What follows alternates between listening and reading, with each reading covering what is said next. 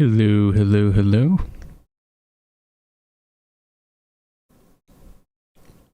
This is John Greenwood with another impromptu live stream.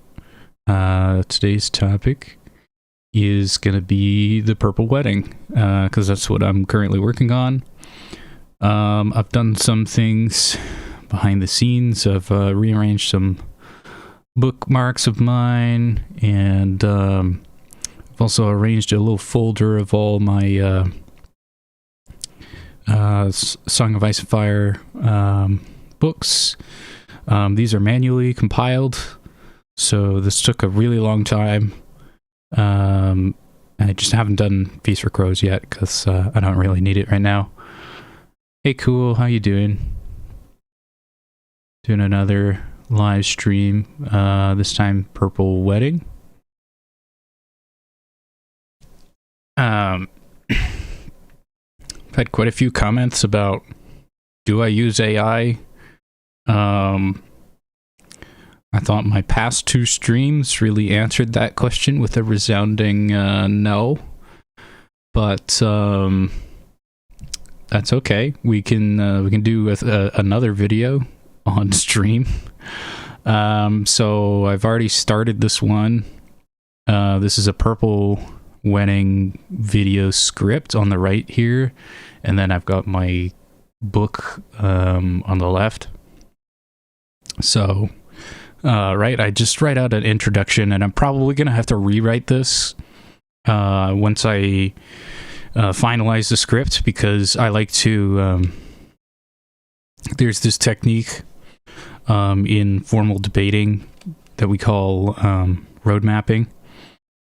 It's also just generally a good public speaking tip, and it's you lay out exactly what you're going to say at the start of what you're going to say, so that people can follow along, roughly speaking. So if I zoom in a little bit here on the text, I'm saying, okay, this is a sophisticated scheme. It dates back to Clash of Kings. It was executed by Elena Tyrell and facilitated by Tyrion and Sansa. This is going to be an essay about what happened at Joffrey's wedding, and the overall argument is going to be that Varys is more involved than it might first appear. So then we start with a recap of events. There's really no need to use AI here. You just pick the quotes and go point by point of what happened. Really not complicated at all.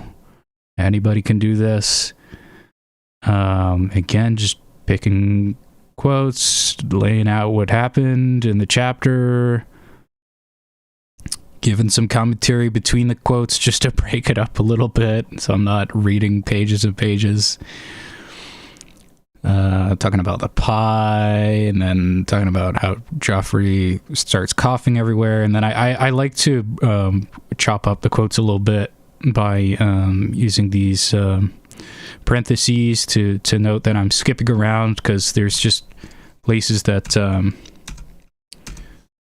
we don't really need to cover these things. And then he's dying, blah blah blah. All right, here we go. He's accusing Tyrion, and then confirming from later chapters. Jaime 7, A Storm of Swords, confirms that yes, this is what Cersei thought. She thinks that Joffrey was pointing at his murderer. Again, just like using supporting evidence from other chapters to buttress my arguments, and then explaining the legal principle behind a dying declaration, and kind of what that means. I have an education in law, so again, this is really easy for me, and I'm just sort of pointing out the very stereotypical cases, so it's nothing super complicated here. And if I did do something super complicated, I'm not confident that everybody would be able to follow along, and I don't mean that in a punching down kind of way. It's just like law can get really complicated, so I try to keep it simple. I got another Supreme Court of Canada quote. I like using them because I'm familiar with them, and you can access all of their materials completely for free, and it's in the public domain, so I don't have to worry about getting copyright stricken by the Supreme Court of Canada. Also, they actually kind of like it when you cite them, so it's fine. And yeah, just kind of preempting the arguments. Then we go into what's poison, and yeah, getting a phone call, so I gotta go on mute for a second.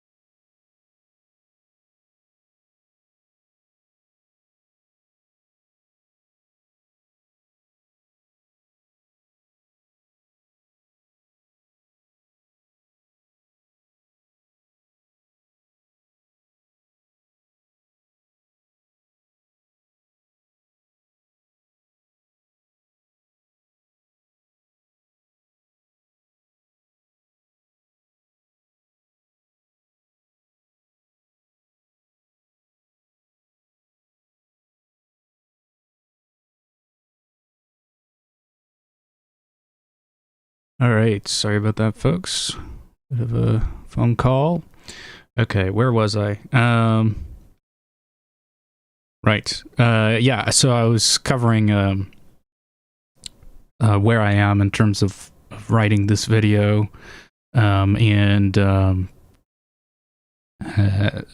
my process of writing, showing that you really don't need AI to do any of this stuff. it's very tedious, but it's not very difficult. And a lot of the words are just block quotes, right? And so that's how you get like these ridiculous 20,000 word essays. If I were to highlight this essay minus these block quotes, like, yeah, this is almost 300 words right here. So how many words did I actually write? Like 85. It's not very difficult to do, to write 85 words. Again, like, you know, if you look at the text minus the block quotes, like, this is very, yeah, another 80 words, 22 words. Like, I don't know. Like, I don't know why people think this is AI. Is it because of my complicated language? Like, am I too verbose when I use words like vociferous? I don't know. Yeah, and then, you know, you guys aren't gonna see, you know, bolded text or anything like that, but sometimes I'll bold text for myself, especially in block quotes. That's one of the ways how I remember how to highlight it when I'm making the actual video part of it. So I like to bold the text and turn it red, kind of like that. And then that's just a quick way to get the viewer's eyes to the part of the quote that I want them to be reading. Yeah. And then addressing the pi theory.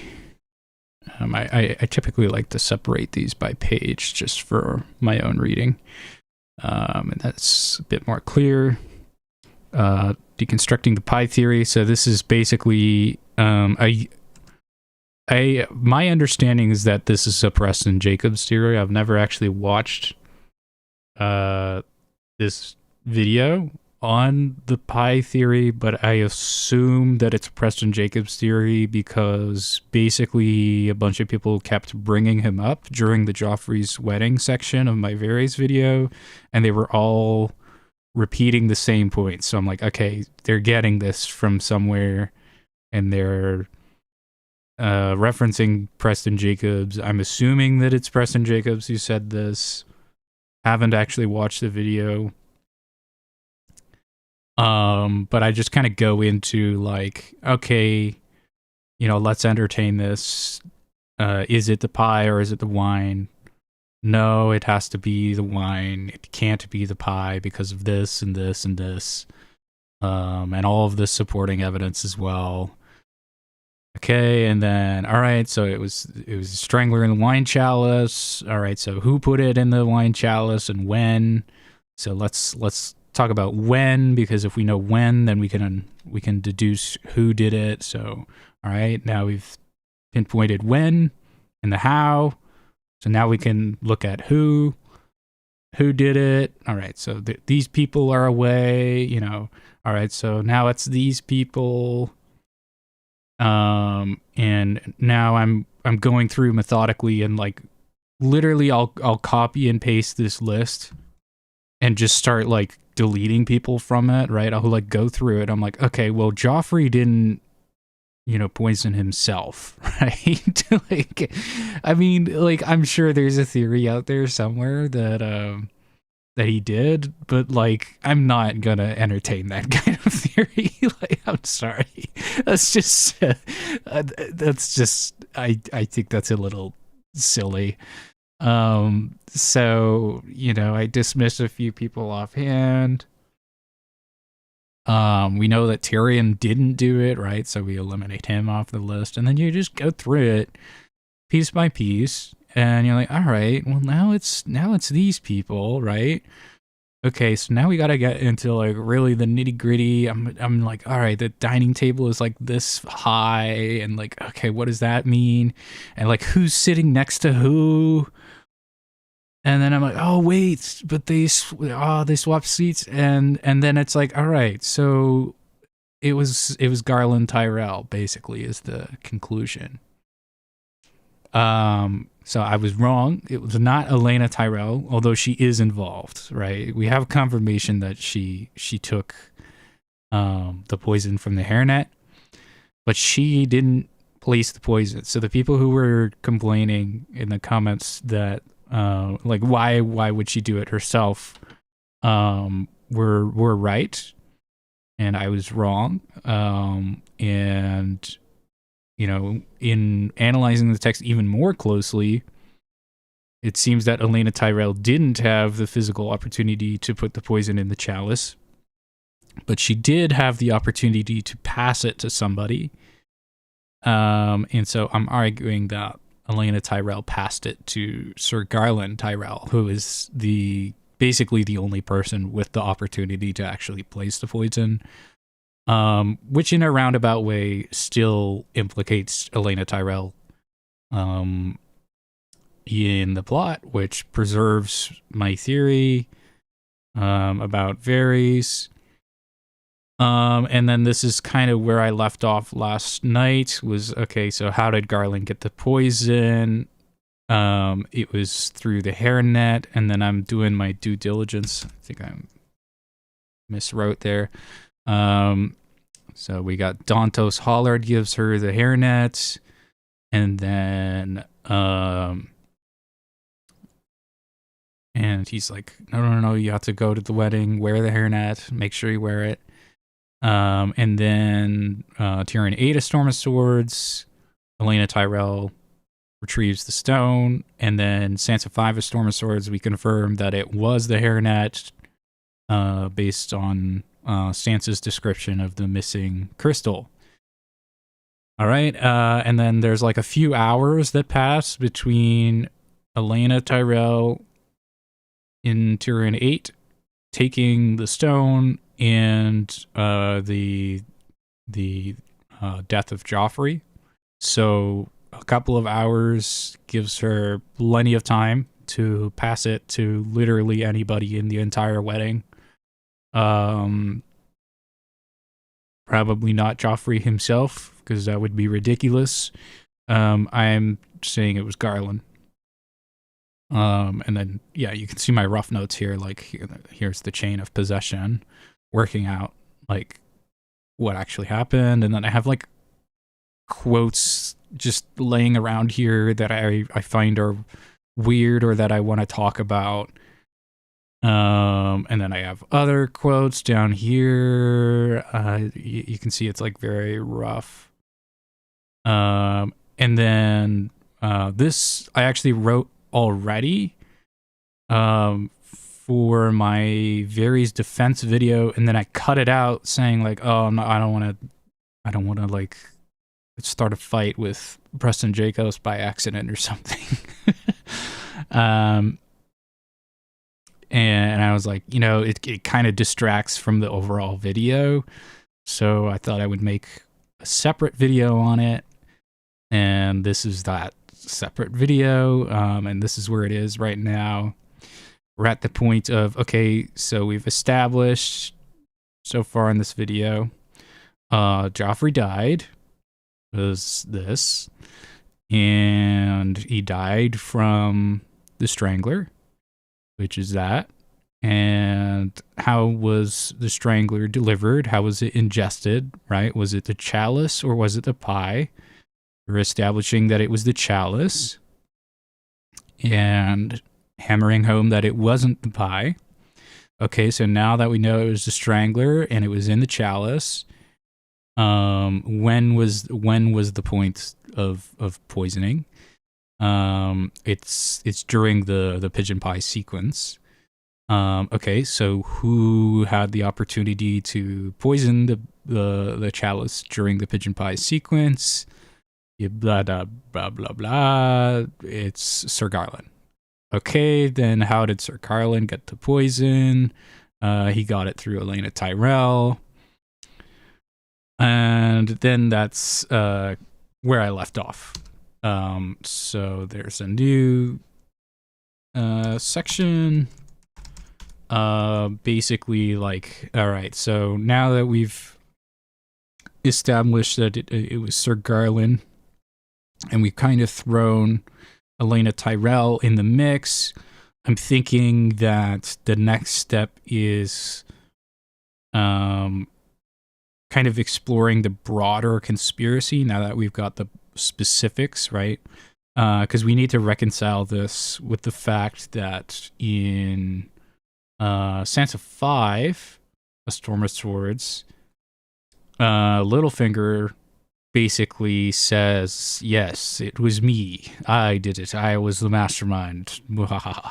I am your savior, Sansa. Yes, it was all me. You should thank me. I have no ulterior motives for making it look like it was all me. Yes, you can trust me. I'm the most trustworthy character in this entire story. Yes. So, yeah, I need to somehow transition into Littlefinger did it.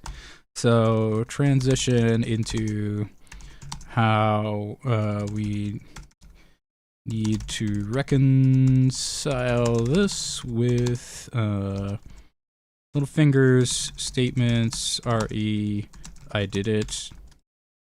Okay, and then that's actually how, like, I write so quickly.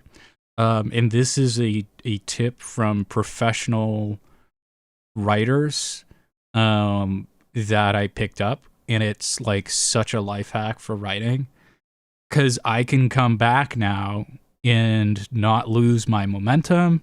So I can go like, okay, Littlefinger quote about how he did it.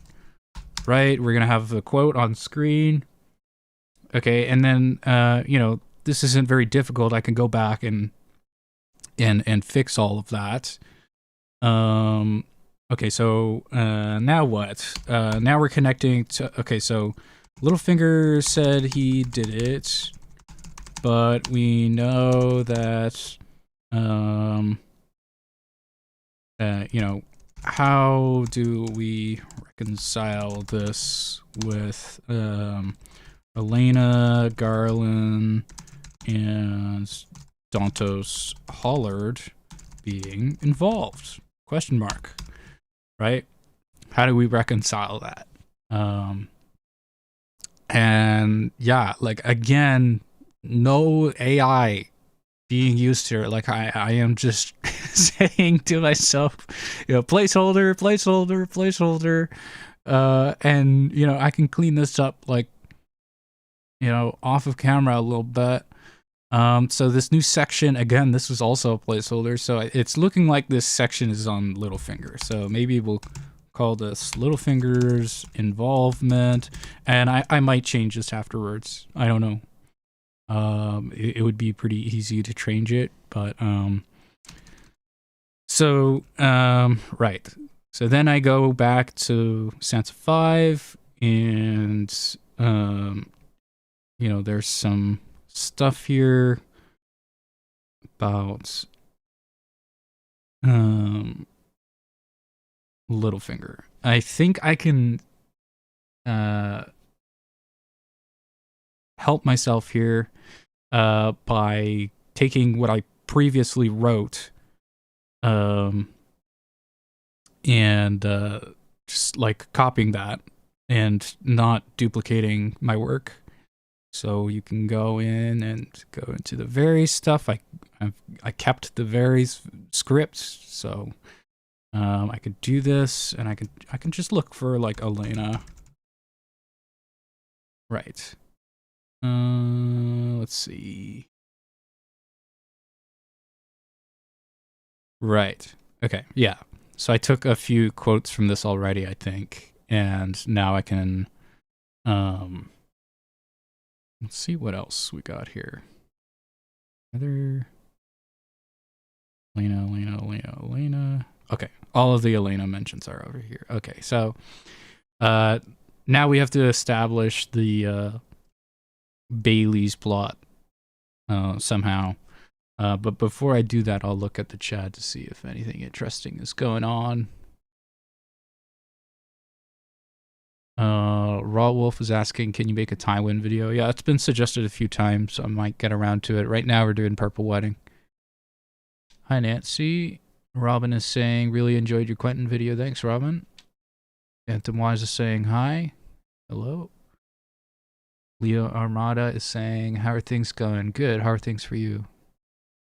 Yikes, that stuff is saying, is your goal full-time or is this just a hobby?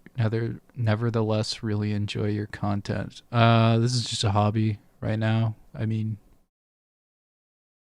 I guess if I made millions of dollars, I wouldn't be upset about that, but I don't think that's ever happening. I have like less than 5,000 subscribers. This is just a hobby. Human Example is saying, thank you for sharing all this work. I enjoyed the videos a lot. You're welcome. I hope you continue to enjoy the videos. Nancy's saying, it was probably just a way to say your videos are very impressive, not that they actually think it's AI. I guess. I don't know. Some of them felt accusatory. Dog K is saying, my theory for A Stung of Ice and Fire is that I always thought Qyburn was a little bird for fairies. I didn't understand how an ex-maester has many spies across the Seven Kingdoms and even Essos. Yeah, I had that feeling as well. He seems like somebody's asset. But that's kind of getting distracted from the Purple Wedding. Doug K also says that they think Gregor was used to kill Pycelle because neither Varys nor a little bird is strong enough to break a grown man's head and skull like that. I don't know. I think Varys is strong enough to do that. Old men have fragile bones, so it would be easier than normal.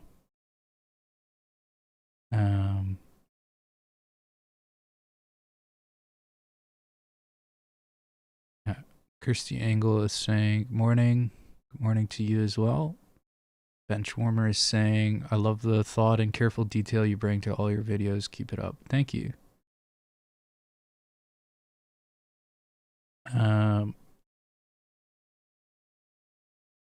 Jay Andrew is saying, nice work on the last video. The line that convinced me was, why should the princess kiss the frog? Thank you, Jay. Yikes, that stuff is saying, waiting for the Wanted Preston collab? I don't understand what that means. Yikes is asking, is there a universe where A Dream of Spring releases, much less The Winds of Winter? I don't think so. Yeah, sorry. Yikes is also saying, really like the emphasis A Clash of Kings puts on Stannis' mental state after killing Renly. The show kind of skips over it, which results in Stannis feeling really heartless. Yeah, he does kind of feel guilty about it, which is interesting. Kirsty is saying, there's also the theory that Cersei poisoned the wine meant for Tyrion, but ironically Joffrey grabbed it when he started choking.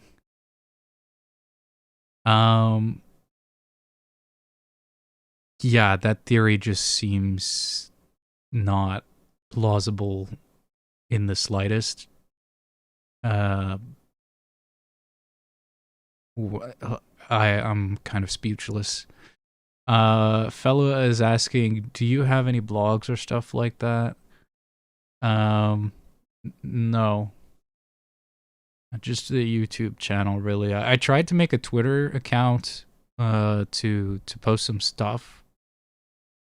Because I was asking other creators for advice, and they were like, "Yeah, you should get a presence outside of YouTube, right? Like post on Reddit and Twitter and stuff." I don't really like Twitter, so I made an account, and then I immediately got shadow banned, and I was like, all right, this is a sign from like God that I'm not supposed to be here, right? Like I just like I already don't like the platform, and then they're shadow banning me right away. I don't like I didn't even really like tweet anything. And they just shadow banned me. So, oof, big Twitter loss there. Ella is saying, if Winds and Dreams don't ever release, we can always make them. Yeah, we could, but I mean, I I'm kind of torn on this because, I get the passion and stuff. But also it's quite rude to do when the author is still alive and there is a chance that the book comes out. I think it's a different ethical conversation if George was dead and an appropriate amount of time had passed, and then you wanted to finish the series. That I think is a different conversation, and there's a bit more merit to that. I still feel uncomfortable about it. But I think it's, as much as I like to make jabs at George, jokes, that, when's it coming? It is kind of rude to do that when he's alive. And yeah. I mean, it's not like there's nothing there. It does seem like he has 400 manuscript pages. And not all of that is released, right? So there's unreleased stuff that's sitting there. At bare minimum, like, why not wait till that releases? I get that he says he's going to destroy all of his stuff when he dies, which is a different conversation to have, right? It's just I don't think it's the appropriate time and place to do that. I think if you wanted to funnel that passion for the series into something, making your own series that's like an homage to A Song of Ice and Fire that, incorporates a lot of the same sort of things, but tells your own story in your own way. I think that would be a very worthwhile effort, right? Because, I mean, Game of Thrones basically starts as George's answer to Lord of the Rings.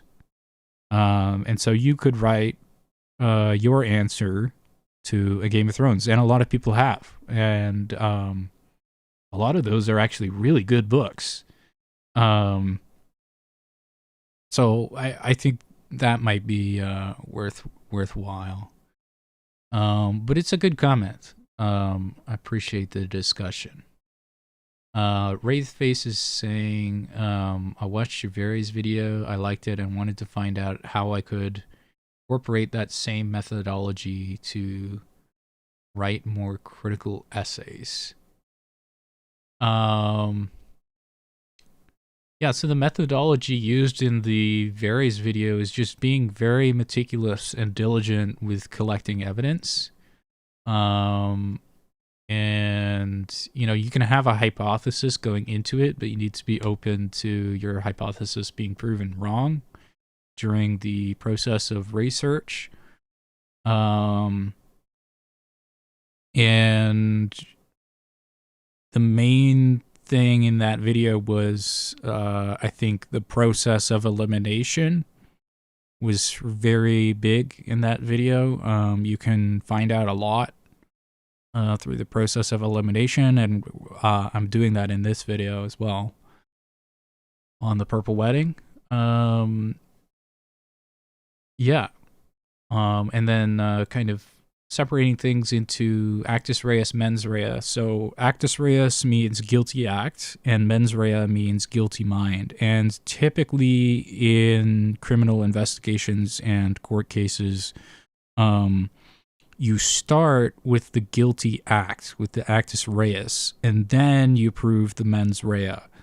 And you do that because starting with the mens rea, while it sometimes can lead to the, correct answer, when you start with mens rea, like, you can kind of accidentally twist yourself into any conclusion, right? Which is part of what I'm saying in a lot of my videos. I'm kind of like a broken record where, like,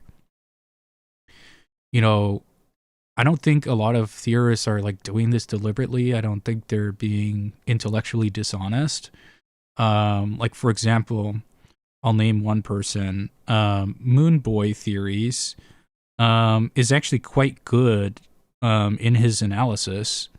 And like, I don't think he's being intellectually dishonest with his theories. Like, it's very clear that he's done a lot of research, and like, he's coming from a good place.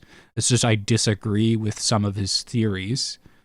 And I think that he's arrived at the conclusions he arrived at because he, started with mens rea and then moved to actus reus. He was like, okay, well, why did Stannis do this, for example? Is what he starts with, instead of starting with, what did Stannis do?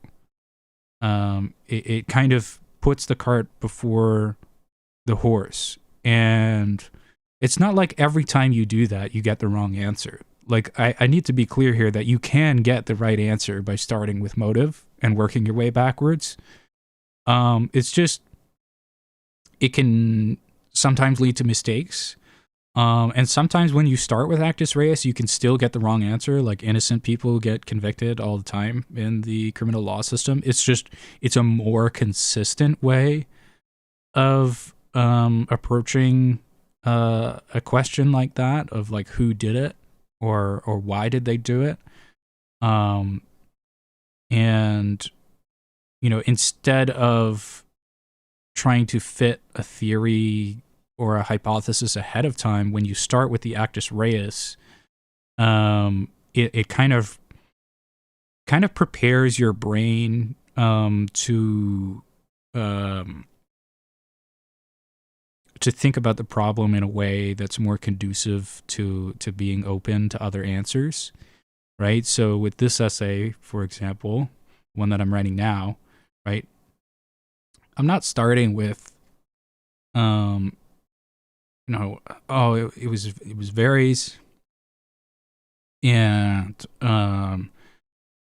he did it because of this. I'm starting with the motive. No, like, I'm starting with the actus reus, right? This is actus reus. Like, what actually happened? Okay, this is what happened, right? Joffrey chokes and dies, and then Joffrey points his finger at Tyrion and accuses him of murder. And that's a very, like, standard thing that people do in a lot of murders.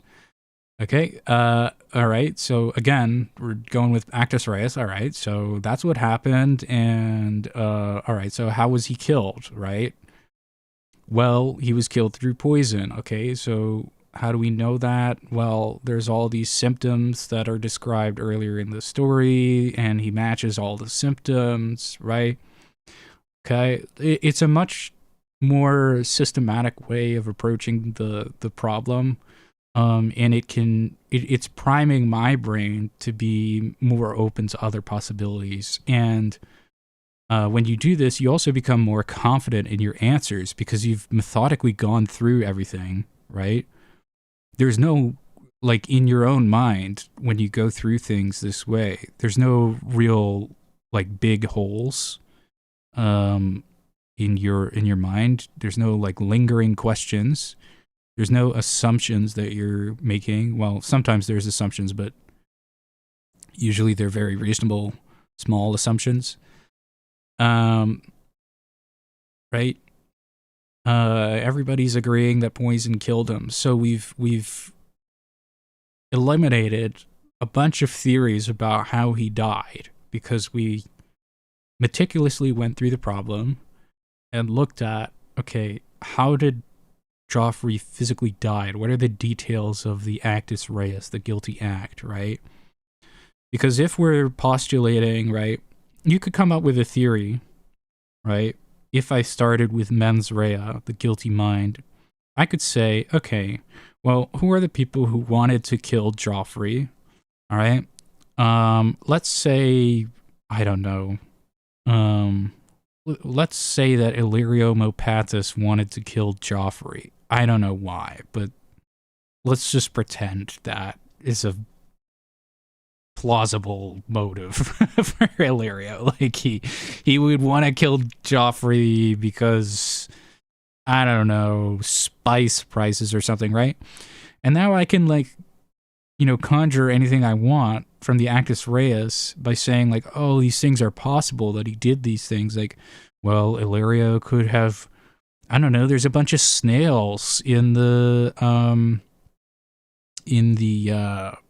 soup that they eat, the first course. And a lot of mushrooms. And like Tyrion notes that there's a bunch of poisoned mushrooms in A Dance with Dragons, and he thinks about, oh, is Illyrio trying to kill me with poisoned mushrooms or poisoned snails? And then Illyrio's like, no, man, like, why would I do that? Right? Like, you can kind of invent any sort of actus reus that you want when you start with mens rea. So it's really, it can become a slippery slope. Like, it can become kind of, I want to say dangerous, but that's not the right word.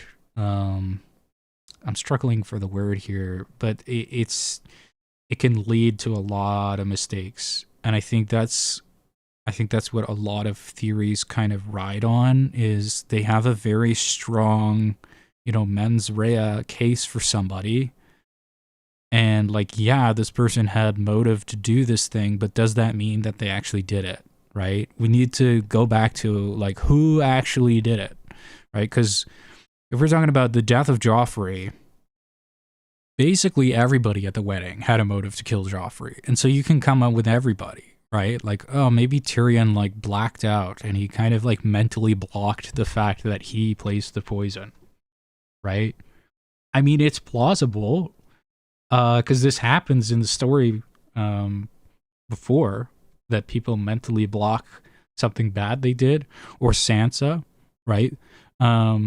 We have documentation that Sansa is an unreliable narrator from when she remembers the Hound stealing a kiss from her in her tower during the Battle of the Blackwater, but that never actually happened.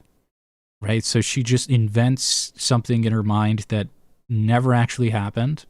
She's an unreliable narrator.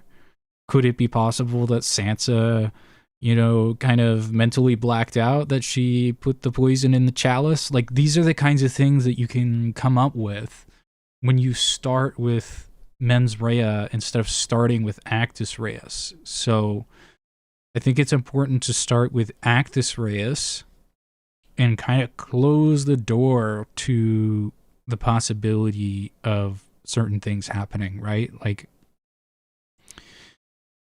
if you go by mens rea, like, you can really say anything. It's putting the cart before the horse. And again, I'm not trying to lambast anybody in particular. Don't think that they're doing this with bad intentions, and I don't think that they're approaching things from bad faith. I think, you know, Preston Jacobs, who I disagree with on the Quentin thing, I don't think he approached that theory from a place, from a bad place. I don't think that was a bad faith theory. I also don't think that Moonboy theories is theories. I don't know how to say that. I also don't think those are bad faith theories. I want to make that clear because I don't want people going on a crusade against people. I don't want to start beef with people that doesn't exist. We just disagree on things because, people interpret books different ways. It's a thing that happens. I try to approach things, my analysis, in a very systematic way. So I typically start with the actus reus, and I go through the process of elimination, and I'm very thorough with, okay, like, could this have happened? Could this have happened? And I try to incorporate as many, counter arguments as possible, right? I can't preempt all of them, though, because, there's so many out there. But I try to preempt them. I'm like, okay, I'm about to say that the poison was in the chalice, but I know that there's a counter theory that it was in the pie. So I address that. I tried my best to address why that theory would be wrong. It's not me going out of the way to be like, your theory is wrong and you're stupid. That's not what's going on here. It's just anticipating the counter argument, and this is kind of the way that you sort of do formal presentations. Is you're supposed to anticipate objections before they happen and kind of address them in that way.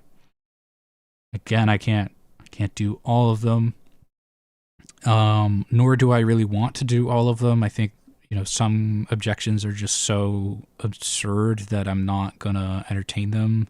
Like Joffrey placing his own poison is just so out there that I'm not even gonna seriously entertain it.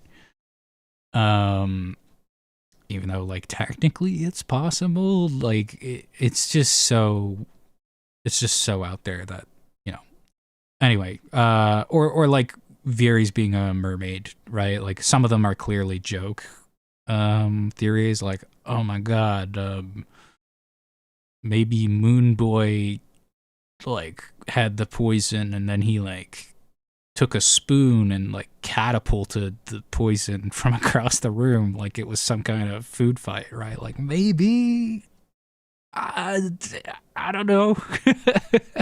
I guess it could be possible, but that theory is just, like, so out there, and there's nothing to really support it, that I'm not gonna take that seriously. But I think it's clear from my other videos that I try to take the other theories seriously, and I try to entertain them as much as possible. And I'm approaching it from good faith. Like, if I wasn't approaching things from good faith, I wouldn't be addressing them at all, really. And that would make the process of writing my that would make the process of writing my essays like 2 times easier if I just didn't address any counter arguments. And I just asserted things from my high tower, my ivory tower, and just be like, yes, this is true because I said so. Oh, that would be so much easier. Yeah. Anyway, so that's a long rant on my methodology for writing videos. Look at the chat again. Never use an apostrophe is asking, any thoughts on theories concerning Bloodraven possibly having kids? I don't know. Wraithface is saying, what should I read as a non-law major to learn how to adopt this in my writing? Good question. I think you kind of just have to get practice, like, it's muscle memory. These kinds of ways of thinking. And writing out, like, a system ahead of time is a good way. Um, so, for example, when you're writing the outline of your essay, like roughly where you think it's going to go, and then of course you change the outline completely by the time you've written it. But when you're writing out your outline, if you write out, okay, so we're going to go, section 1 of the essay is going to be actus reus, okay, and then section 2 is going to be mens rea, and then section 3 is going to be, putting everything together. And now your mind is kind of preps you into structuring your thoughts in that way. Is what I would recommend. It's something that you have to learn. It's a very particular way of thinking.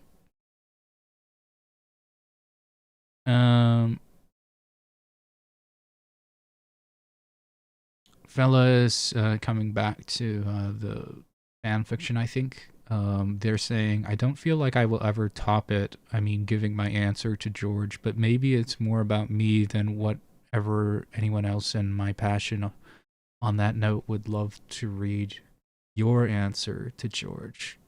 My answer to Game of Thrones? Yeah,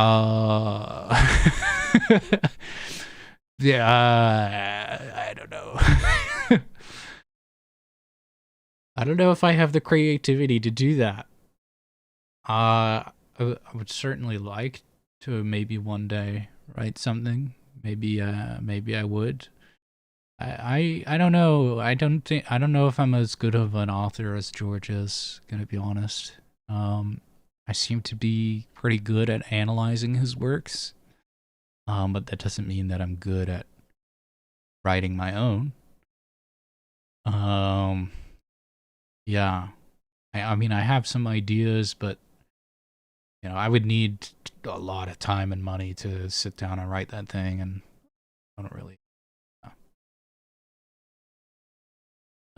Sorry to interrupt you, but will this live stream be posted? I'm typing notes as you speak, and I'm struggling to keep up. Yeah, it's going to be available afterwards. I might do timestamps again. I might not. I did timestamps on the last video, but that's kind of labor intensive, so I don't know whether I'm going to do that again. I don't know how much value that provided. I don't really get any money from these live streams. These are not monetized, so I'm just doing this for the sake of like community building. I don't make any money off of live streams at all. They're not monetized. So is it worth my time to time code the videos? Probably not. Sorry, but they will be available to watch again. The other two are also available. Johnny is asking, do you think Varys just causes chaos without any clear allegiance to any human faction? He might be working for the others. Yeah, maybe. I've gone over that a few times in my various videos. Ella is asking, how real are gods in the series?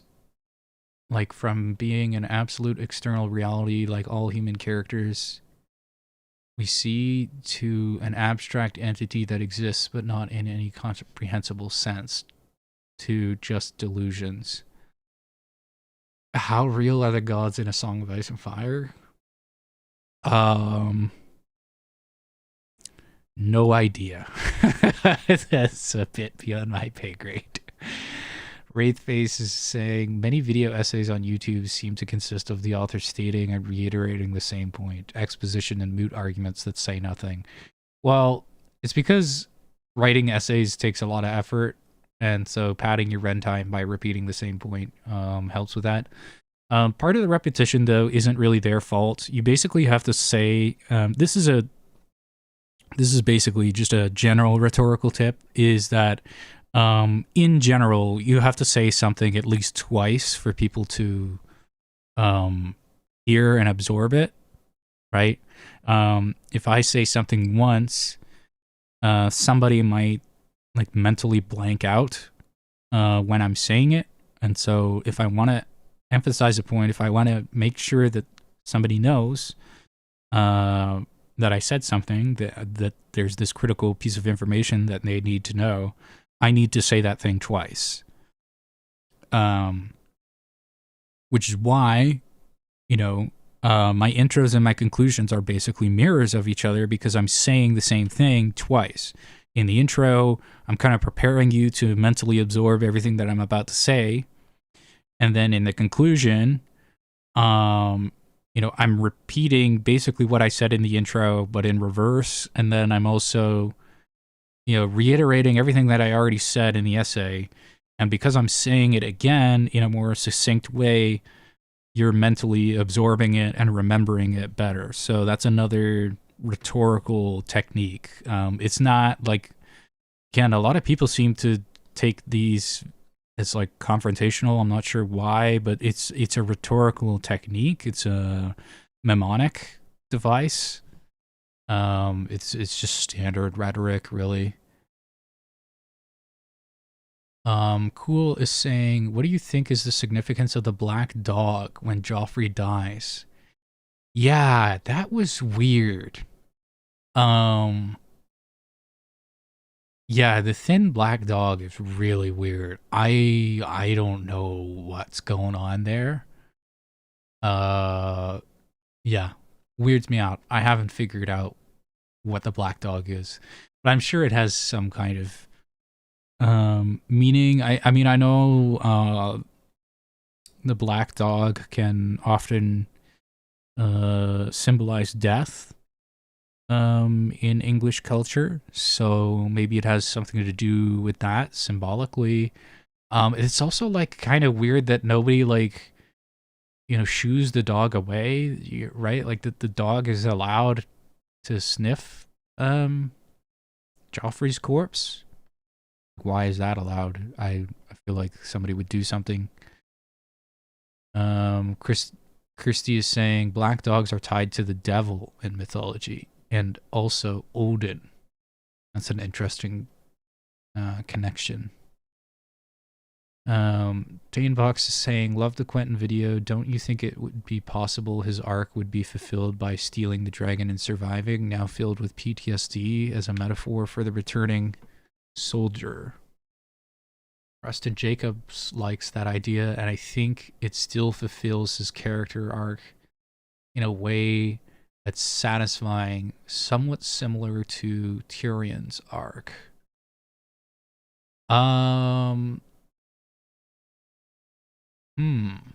Quentin's arc being fulfilled by stealing the dragon and surviving, now with PTSD.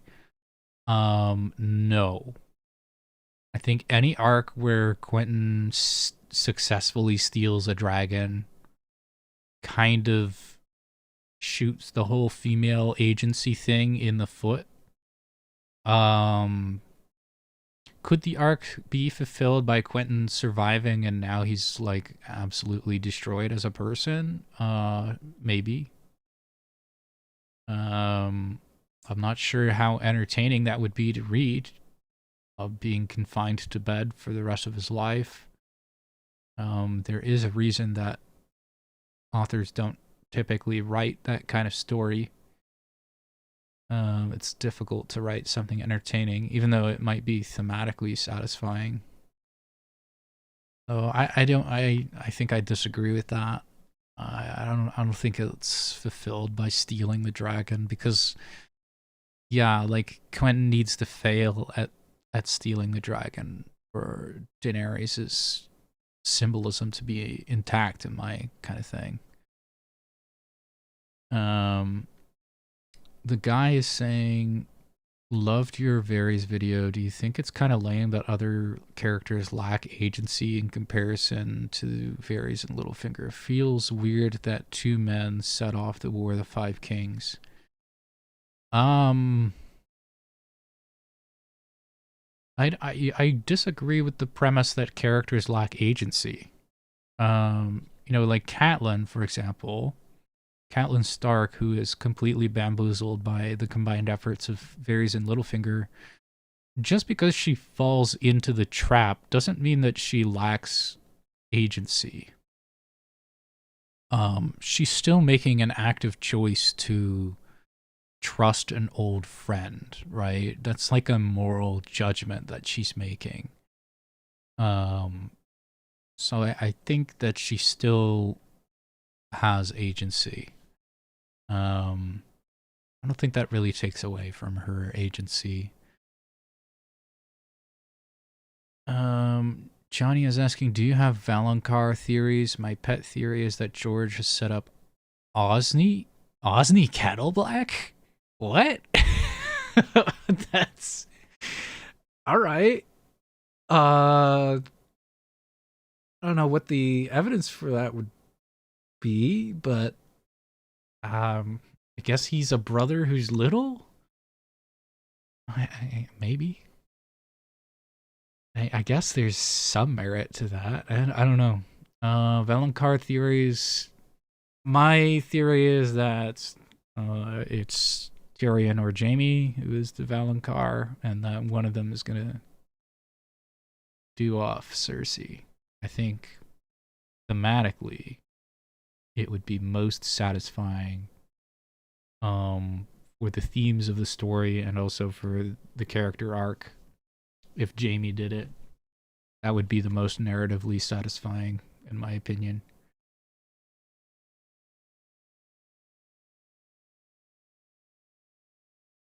All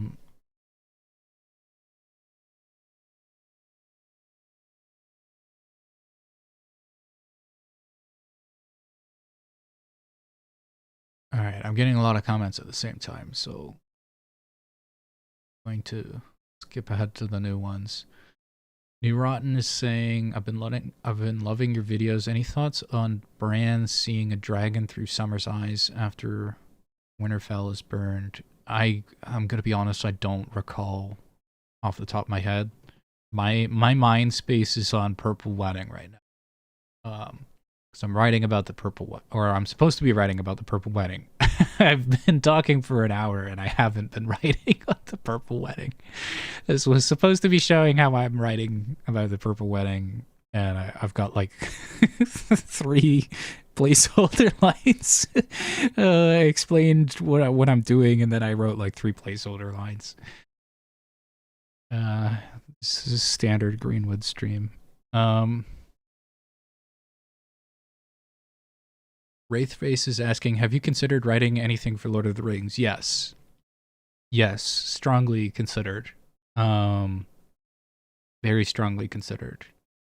My thought on branching out to any kind of topic right now is that basically I have to have 2 videos ready at the same time in case one of them flops, right? So if I write a video about Lord of the Rings and it flops because my audience is interested in A Song of Ice and Fire and they don't want to watch something about Lord of the Rings, then my algorithm gets hurt by the video failing, and then I also have to, spend another week or 2 writing the next video for A Song of Ice and Fire before my algorithm can start to recoup the damage that was done by the Lord of the Rings video.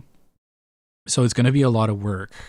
Basically, I have to find something that I think is going to really hit off with people in Lord of the Rings, and I have to have a second video already finished in A Song of Ice and Fire, like waiting on the bench so that I can post both of them at the same time. And then I'm thinking that my algorithm will be hurt less if I do that.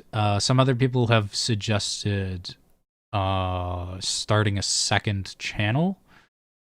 I don't think I want to do that at the moment. I also don't think like A Song on Ice and Fire is too dramatically different from Lord of the Rings to warrant making a second channel. I think it fits pretty nicely into the high fantasy medieval, sort of stuff. And I know that some other channels who cover both are successful. So like In Deep Geek does both A Song of Ice and Fire and Lord of the Rings, and I think he does Witcher as well, right? And his channel is doing just fine. So in theory, it's possible to do together. It's not without precedent. It's just, yeah, I gotta do like the whole Lord of the Rings video, like have it fully done, and on A Song of Ice and Fire video fully done, so that I can post them at the same time. Yeah, it's all algorithm, guys. No fun allowed on YouTube. William is asking, do you think the series has an ending that wraps up all the plots and the issue is getting to it? Or do you think George has no idea where the story can go at this point? I think George has a couple of bullet points of where the story is going to go. And he'll try his best to reach that. And if he doesn't reach it, then he'll just change the bullet points. It's like when I'm writing an essay, like I'm pretty sure I have an idea of where I'm going.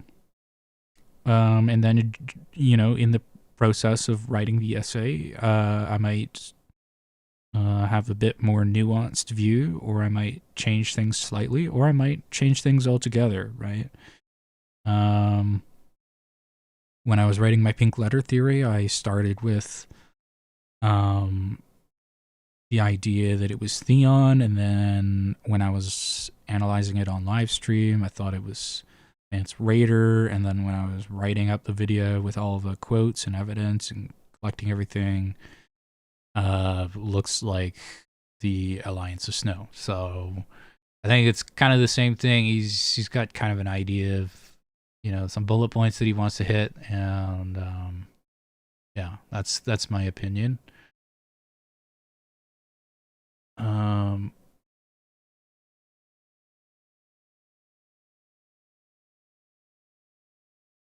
How many words was the Varys script? Do you have many false starts and drafts that dramatically changed your arguments and conclusion? The Varys script is right here. It is 26,000 words. A lot of that is quotes, right? And this is 200 words of quotes, thereabouts. There's less quotes than before, but still quotes.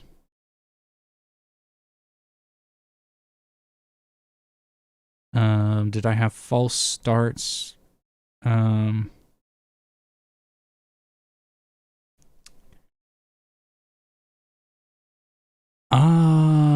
I have false starts?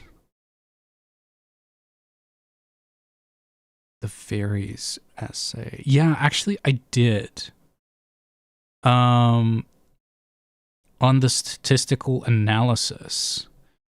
Because I started with a certain way of codifying all of the entries, and then I realized that the way I was codifying them didn't really reveal anything. And then once I had finished all of the data entries, I had thought about some of the patterns that emerge, some of the things that I thought were patterns, and then I was able to come up with a better system of codification for the entries. So that was a bit of a false start for the Varys video. This tactics section, like I had codified all the entries, and then I wrote this section on the tactics, and then I was like, okay, I've got to recodify everything, because I think, yeah, I mean, I even do this in the essay itself. Like, I'm like, all right, we can correct our data. Like, that's what I did, right? I was like, okay, a lot of these statements are true, but not meaningfully true, and they're kind of messing with the data a little bit, so I need a new way of classifying all of his lies, and one of those one of the classifications has to be not meaningfully true. So that needed to be an entry, and then I used these tactics as codification entries after I had written, like, these are the patterns of what he does. Then I just went over the data a second time and entered all of those. So that's how I'm able to see that, you know, outright lying makes up exactly 15%, right? So that was one of the false starts. But in terms of like the 3 points, I didn't write them until after I had read everything on Varies, so there wasn't anything like new that came up while I was writing it. Not really on the bulk of the essay, but in terms of the methodology, yeah.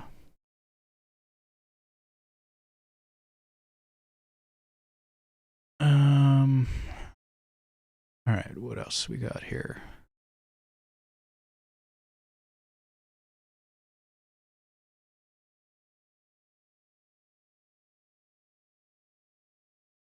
What's the next video? Purple Wedding. Probably. Maybe. We'll see. It's what I'm working on right now on stream. so we're well, air quotes around working, because I'm not really working on it right now. I'm just chatting with you guys. In your Varys video, you used Illyrio's words as truth about Varys, like the thief story, but isn't he just as big of a liar? Maybe not. Not everything that everybody says is a lie, and not every statement that's marked as a lie is a complete lie, right? Because the half-truths exist. It's really complicated. I'm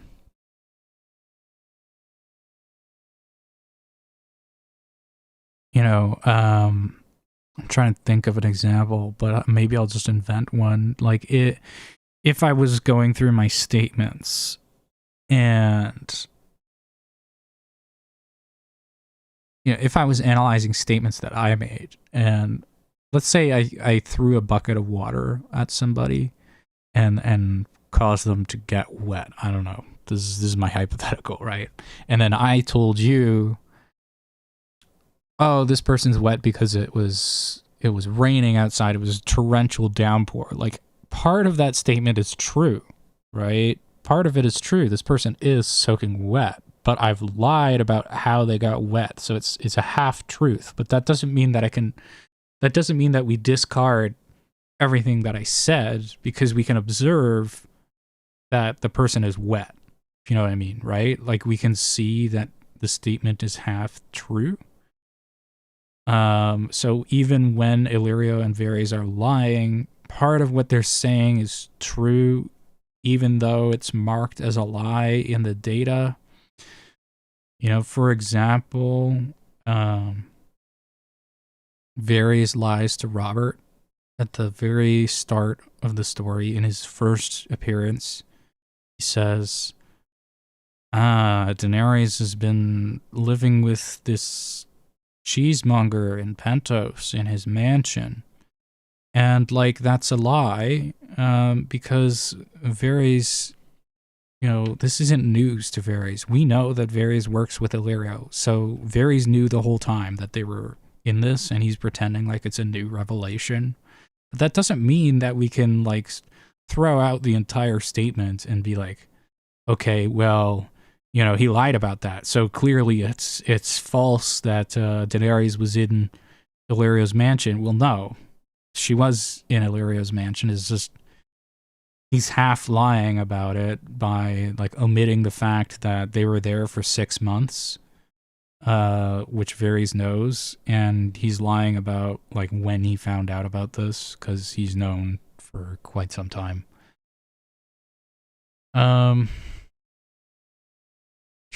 Chargo dude says, the story will end pretty much like the show. The problem is George doesn't know how to get there from where he is now. I even think Arya saving the day during the last battle with the others may be George's idea originally. Arya is his favorite protagonist. Maybe. Lord Ruin is saying, for a lot of your videos, you use an inconsistent logistics to establish someone as lying. Do you ever wonder if those logistics are just Gurm's noted struggles with numbers and logistics? I think I can't give a general statement on that. I think I'm gonna say it depends. Depends on the situation. He's consistent with some things and not consistent with others. Also, George's intentions really have nothing to do with it, because of death of the author, right? So, whether George intended for somebody to have done something or not done something really doesn't matter as much as whether the reader thinks that happened, because the text stands on its own, and so it doesn't really matter. Is my philosophy. Anyways, we are an hour into the stream, and I have written painfully little. And the purple wedding, not the red wedding. Oh God. And I got it. Oh, not what I wanted to do. To look at the navigate. Whatever. I'll search for Elena again. There we go.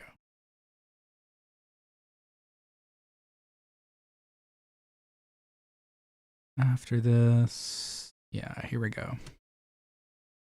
All right, so we're taking quotes from this section. So the momentum is, we've established that Dantos Hollard is involved. All right, so let's see what I've got here. Right, yeah, Merlin King.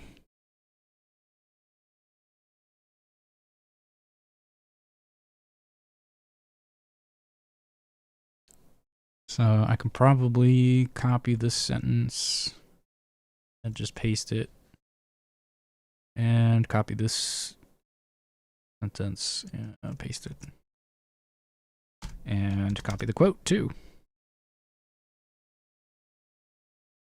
Although I format my quotes in a different way now. I do Sansa 5, A Storm of Swords in brackets afterwards.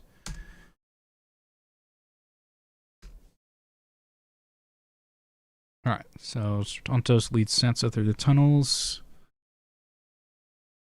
to a boat waiting on the Blackwater.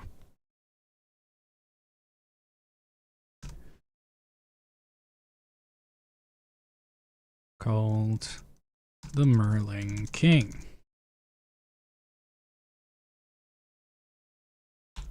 This isn't too radical of a diversion from what I wrote. On board. Once on board. Once on board.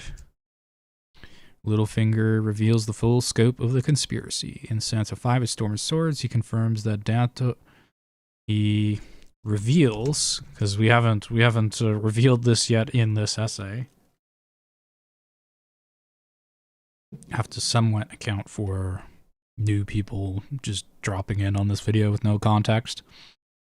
So in Sansa 5, A Storm of Swords, he reveals Dantos acted on his orders and kills him to be permanently silenced.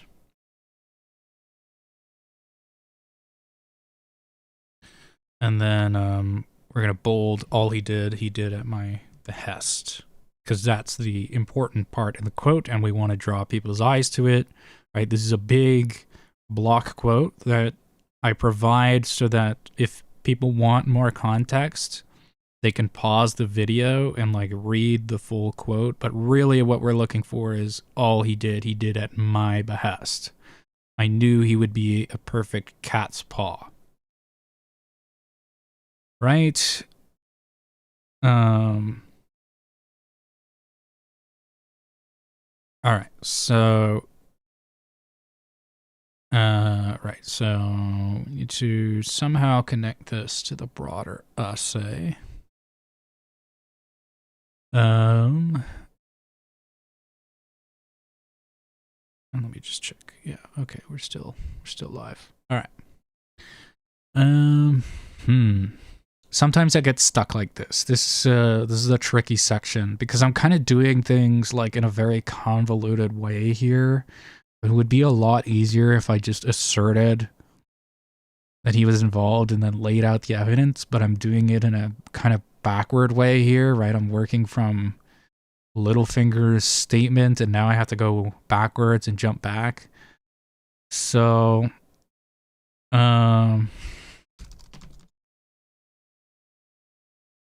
established the involvement of Elena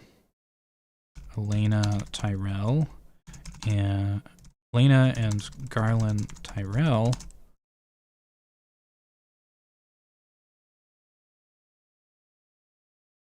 a hole in the theory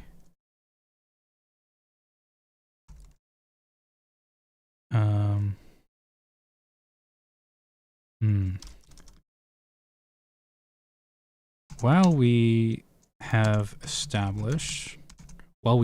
established that Elena and Garland were involved in Joffrey's death, this appears at first glance to contradict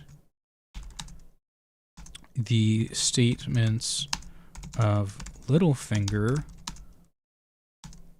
in Sansa 5, A Storm of Swords, with regard to his involvement in the plot.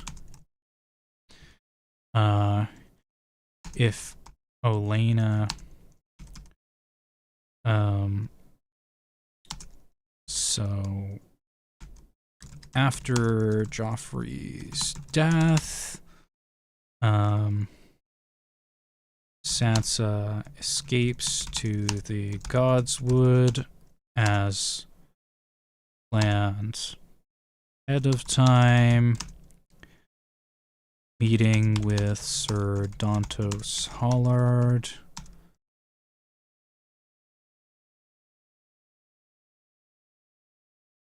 After Joffrey's death, Sansa escapes to the Godswood as planned ahead of time, meeting with Sir Dontos Hollard. Sir Dontos leads Sansa through the tunnels to a boat waiting on the Blackwater called the Merlin King. Once aboard, Littlefinger reveals the full scope of the conspiracy, stating that he was the one who orchestrated Joffrey's death. He reveals that Dontos acted on his orders and kills him to be permanently silenced. Okay, so that's a lot better of a transition. I think we'll do that. So we already did the quote on how he did it. All right, so now that we're at this quote, now we're in the, like, okay, so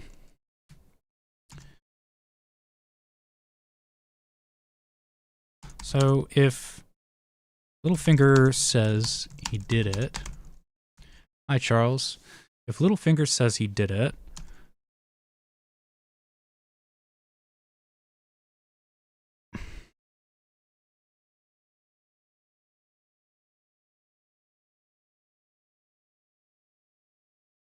and Elena and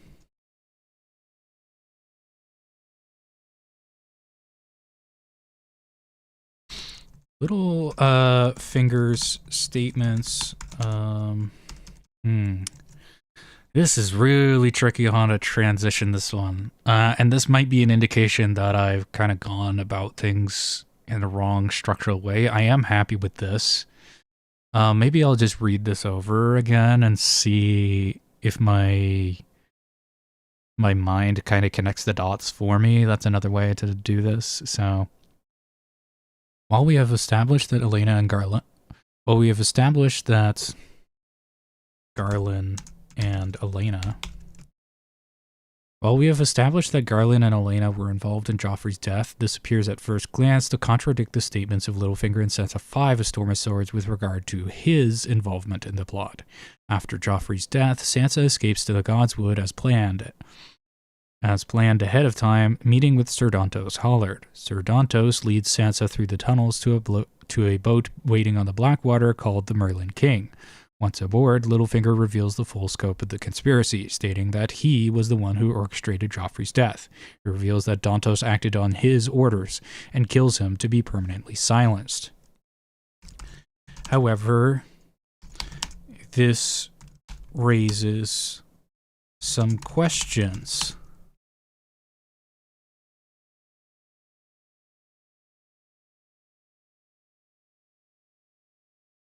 Dontos Hollard was not the one who placed the poison.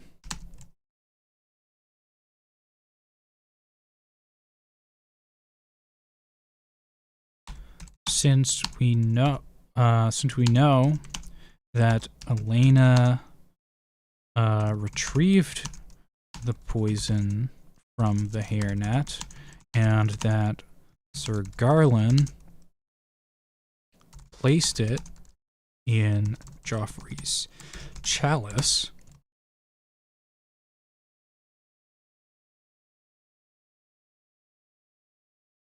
we are presented with two possibilities. One, or maybe A and B is probably better here. A, because 1 or 2 kind of feels more sequential. So when there's like a couple of different options between things, I like to use A and B. I don't know why, but it just feels a little bit better. So we're presented with 2 possibilities, right? Either Littlefinger is lying, or Littlefinger is lying. Basically, right? Littlefinger is lying by omission when he fails to oh geez, what's the word? He's like not saying that Elena and Garland are part of it as well, right? He's not revealing his full hand. I guess that's how I could say it. Reveal his full hand to Sansa, neglecting, omitting any mention of Elena or Garland Tyrell. Or he's lying. Littlefinger is lying that he orchestrated the plot. I like because the statement doesn't match with what we know, I think is the important point. So I should probably just say that, right? Dontos Hollard was not the person who placed the poison. The person who placed the poison was Sir Garland, and he was able to do so because Elena retrieved the poison from the hairnet. The Tyrells were essential to the plot.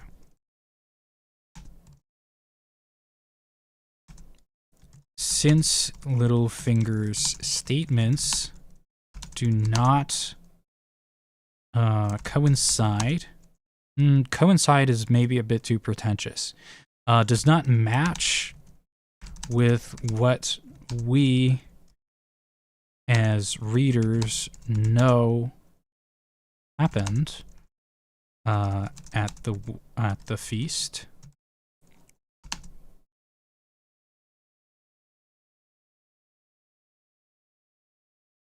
Littlefinger is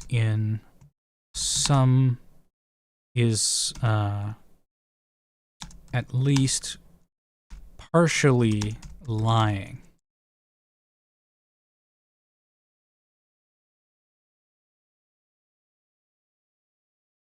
Right, and then what is he lying about? Is he lying that he orchestrated the plot? Is he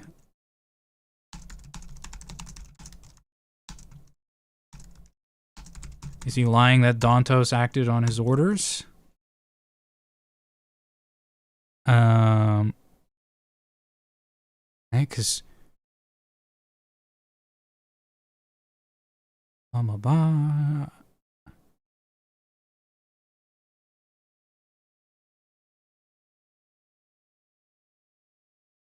Only did at my behest.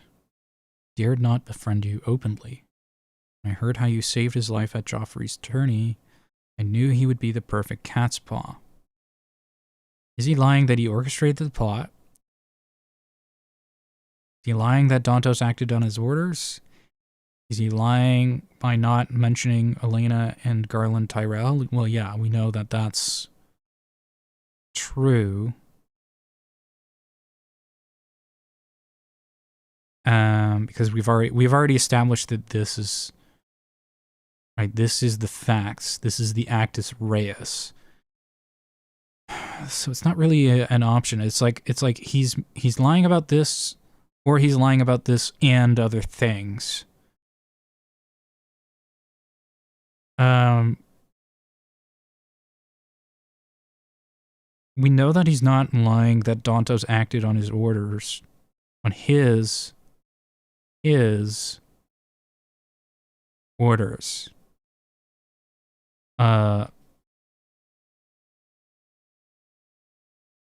Or do we? Maybe Littlefinger is just the guy who's paying him.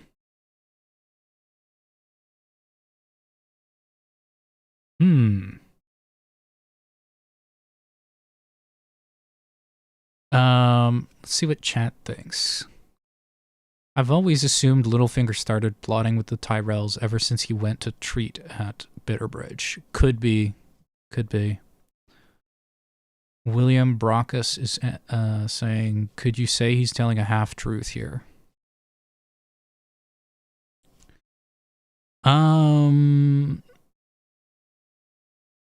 I think half is being generous to Littlefinger here, right? I mean, like, yeah, it's true. A bag of dragons, you know, silencing him permanently does silence him permanently. But he's kind of lying, like, why he's doing it, right? There's a reason that he wants Dantos not to say anything. First of all, to protect himself, right? He doesn't want to get caught in the plot, so that's a reason to kill him.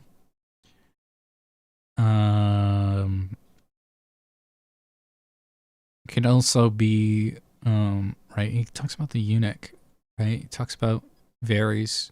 Could also be to cover up Varys. Could also be to cover up the Tyrells, right?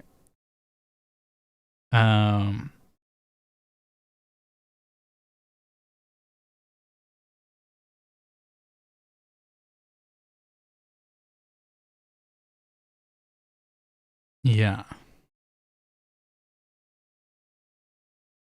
Did you say he's telling a half-truth here rather than saying that he's lying and trying to find out to what extent he's lying? Yeah, I could. But it's kind of important. Maybe we can figure out what else.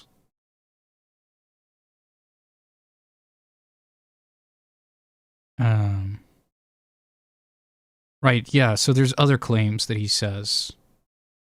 There's other claims that Baelish makes.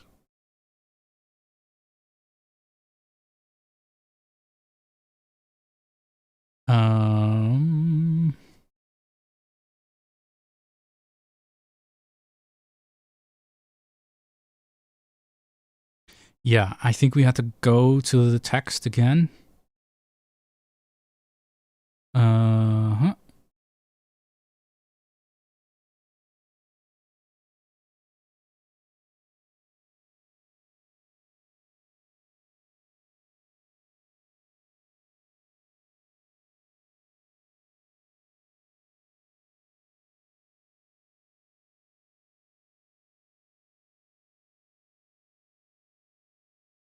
Yeah, so we basically confirmed that um Baelish was paying Dantos for this.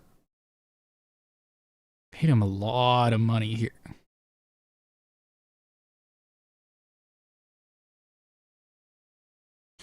Maybe before we analyze to what extent he's lying, let's see what he reveals. There are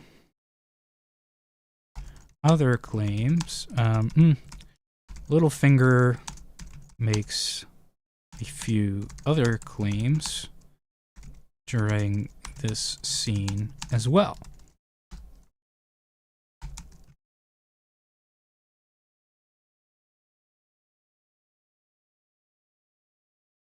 Isn't he just taking all the credit to seem like an all-powerful savior to Sansa? Yes, but we have to do our due diligence to get there. William Broncus is saying, I think he's trying to hide Tyrell's participation, but she could figure that out for herself, I think. Yeah, she could figure it out, but she's kind of traumatized, so she's not really thinking about it. Is it to keep Sansa from knowing these things specifically, or just people in general? Since even if Dantos lived, he probably wouldn't have seen Sansa again. Yeah, see, that's a good point, right? Like, so it's not to insulate Sansa from the knowledge. It's to, compartmentalize information from people other than Sansa, right? Because, like, hypothetically, Dantos could have come on the boat with them. But he's like, okay, I'm gonna go back. I wonder if Baelish would have still killed him if Dantos said, I'm gonna come with you. That's an interesting question. I think I would probably ask George that if I saw him in person. It's like, that's kind of an interesting character question. I don't think it really spoils anything. It's just like, would Baelish have still killed him if he was like, you know what? Why don't I just come with you guys? Because then, like, Dantos hypothetically gets insulated. Oh, yeah, because then you get, like, Dantos Hollard randomly showing up in the Vale.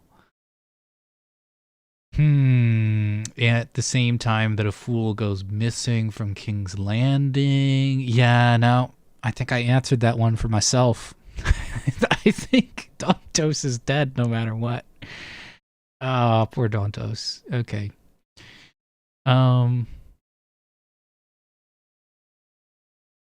It's an odd lie. If I recall, the fact that they're under some time pressure and Sansa is a child might be informing what he says. I don't know. Does the King's Fool even get paid a salary? I don't know, but he gets free room and board and free food. So there's that. I know this is not related to what you're doing right now, but do you really think the Cat's Paw Dagger plot was really organized by Joffrey? Okay, last time I entertained a question like this, we ended up doing a 5-hour stream on the Pink Letter. And I don't want to do that again. We're sticking to Purple Wedding. Sorry. We're staying on topic this time, relatively. All right. Actually, it's more than Littlefinger makes a few claims. We actually learn a couple of things that are, like, fact, right? We learn a few facts about the plot, few other facts about the plot based on this interaction, on the interaction between Littlefinger and Sir Dantos, as well as Littlefinger's claims to Sansa about what happened. Right? So, one of the things that we know is that Baelish was Baelish had agreed. Baelish agreed to pay Dantos 10,000 gold dragons for his participation in the plot. Right? 10,000 as you promised, my lord. As you promised. So specifically Baelish.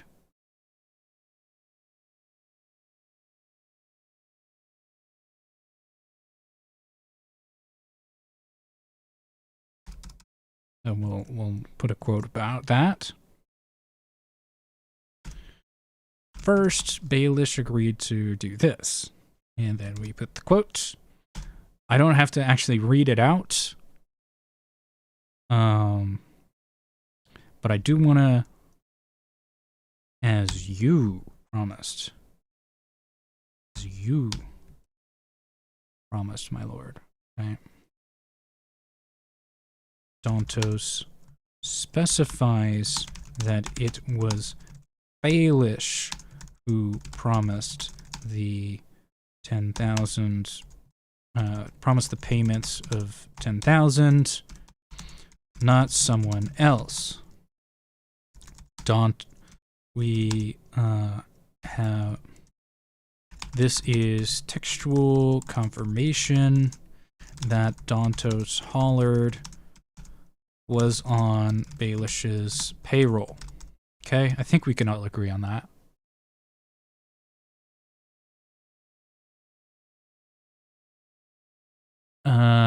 Cody's like 10,000 dragons. Where's the poison? I'll do it. Yeah, right. That's like a lot of money.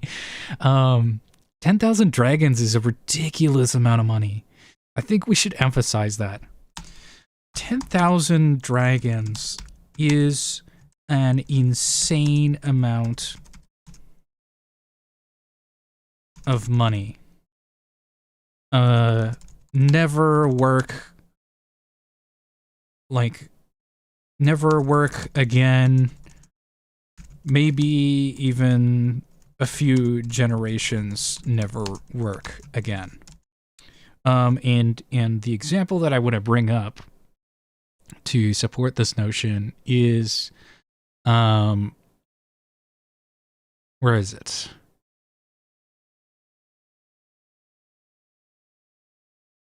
Baelish gold cloaks. 1,000. 6,000 gold pieces. Right? Ned Stark pays the entire gold cloaks, like all 2,000 men. And it's 6,000 gold pieces for that. Right? So, by comparison, Ned Stark pays the entire 2,000 strong city watch. Ned Stark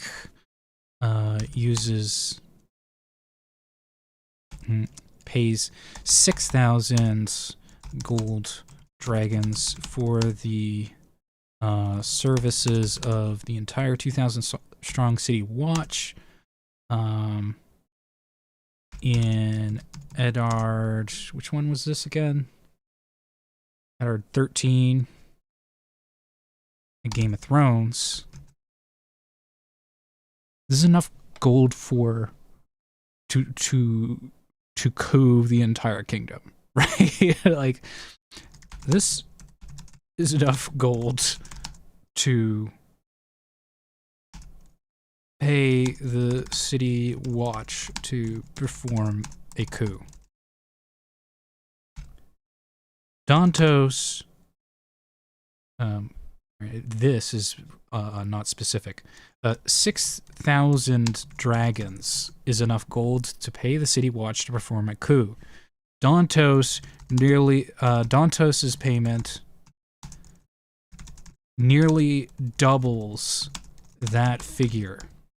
This is like a mind-bogglingly crazy amount of gold. Like, obviously you're not gonna get paid 10,000 dragons.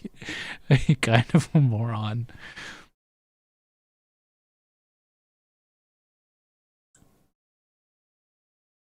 Yeah, Panicking Kiwi, I think you're right. It is kind of crazy that Dantos believed he would be paid that much. I guess I should probably point that out. It's sort of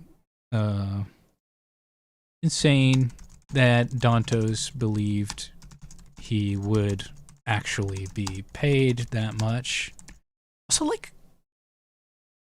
how is he physically gonna carry 10,000 pieces of gold? Like, am I out of whack here? Like, how much does a gold coin weigh? I'm kind of curious. I don't want the AI. Here we go. Oh, shut up. I'm just curious, like, how much a stereotypical gold coin weighs. 1/10 ounce to 1 ounce.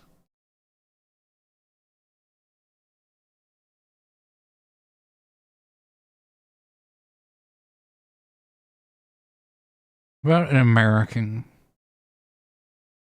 1 troy ounce is the most popular gold coin weight. 1 ounce American gold eagle coin. That's probably what he's using, right? 10,000, right? Like, I'm thinking George, he's an American author. He's probably thinking about the American coin.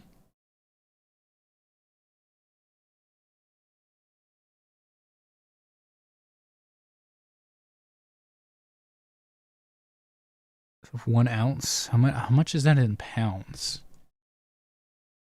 1 troy ounce to ounce. Okay, so we can have Google do the math for us. So let's kind of go through this. Supposing that a gold coin weighs 1 gold dragon weighs the same as an American gold eagle coin, since George is an American author. A gold dragon would weigh 1 troy ounce, or 0.69. Nice. Pounds.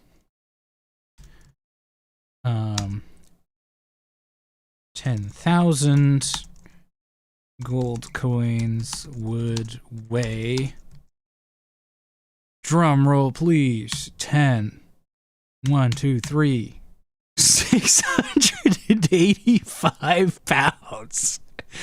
Jeez. Oh my god. Whoa. Littlefinger's just gonna casually throw 10,000 coins off the side of the boat. I don't think so. I don't know about that, man.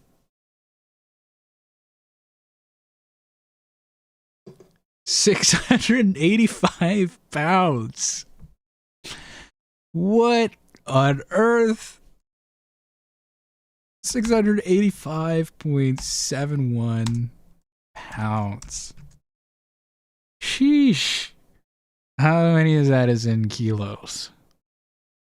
311 kilos.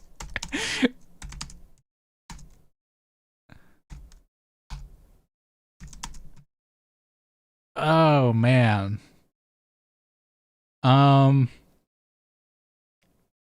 That is absurd. That's like almost a metric ton of gold. There is just no way that Littlefinger is gonna pay him that much money. Like, what? No way. There's no way at all. Like, even if he did it in gold bars, it was like the weight is still a problem. He's got to toss it off the side of the boat. I don't think it would even fit in the boat. It would probably sink the boat. Like, if you just dropped a like almost a metric ton of gold from like what, like 10 or 12 feet in the air onto the little dinghy below, I think it would like smash through the floorboards. No, it would probably sink his boat. And then the gold would go to the bottom of the ocean. There's just no way. And then you can't pay him in like a check, right? Because in order for him to pay in a check, like he did with the Hound, the check needs to be redeemed at the treasury. So, like, it's going to be traceable. Like Dantos basically isn't being paid. He would be paid on an IOU that he's never going to be able to redeem, is the other point.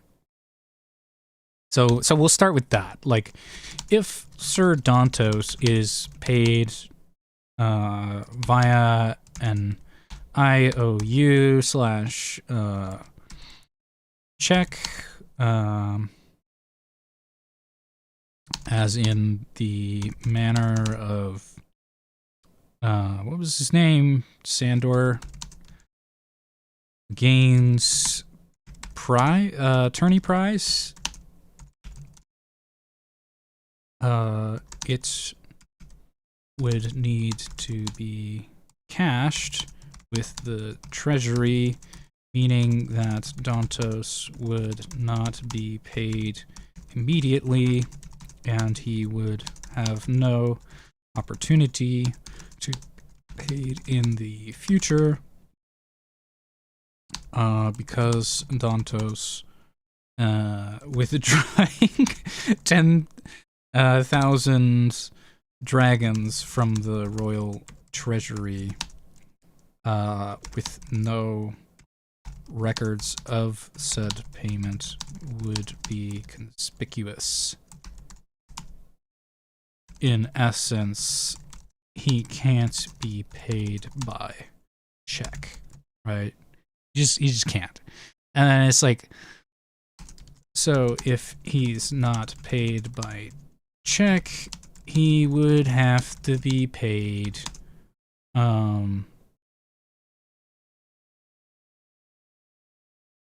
in physical currency, bars, or goods. Okay? Whether he's paid in currency or gold coins or gold bars doesn't matter, because they both have the same weight and value, so that doesn't really matter, right? There's no functional difference between gold bars and gold coins here. They both weigh, right? That's the whole point of it, is that it has the same weight. It's just you can more easily move it around in bulk. The fact of the matter is that it would still weigh 685 flippin' pounds.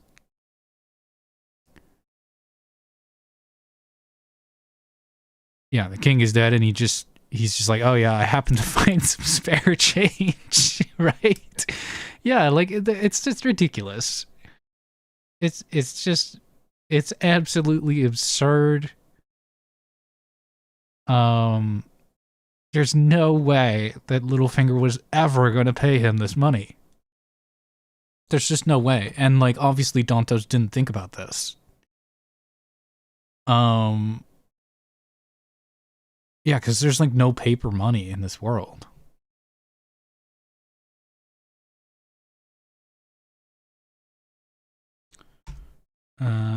Do a bit, do a joke bit where,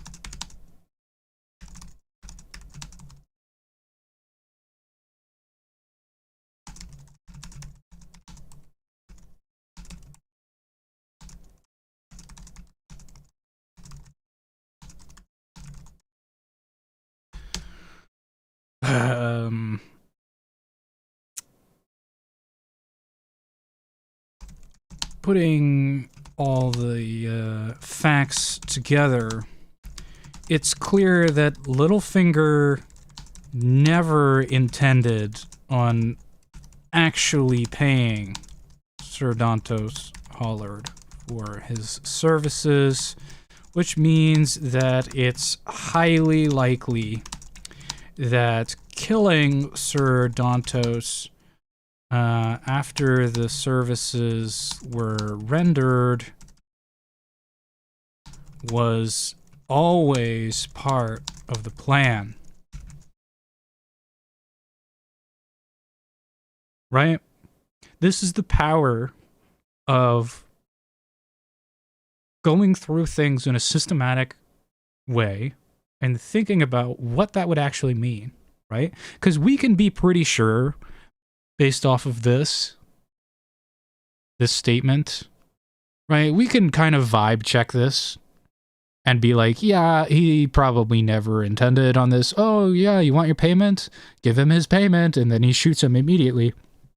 We can kind of vibe check that this is, Baelish never intended on paying him, but without doing the actual, like, due diligence, we can't prove it beyond a reasonable doubt. But when we do the due diligence and we think about the actus reus, we can pretty definitively prove that Baelish never intended on paying Sir Dantos, which goes to mens rea, right?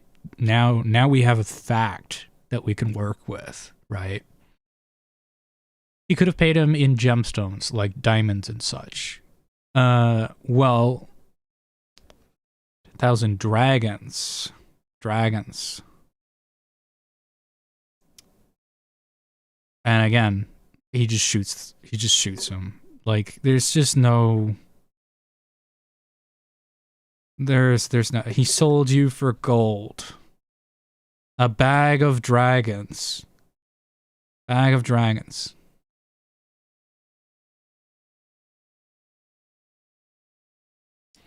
But, yeah, no, we do have to go through...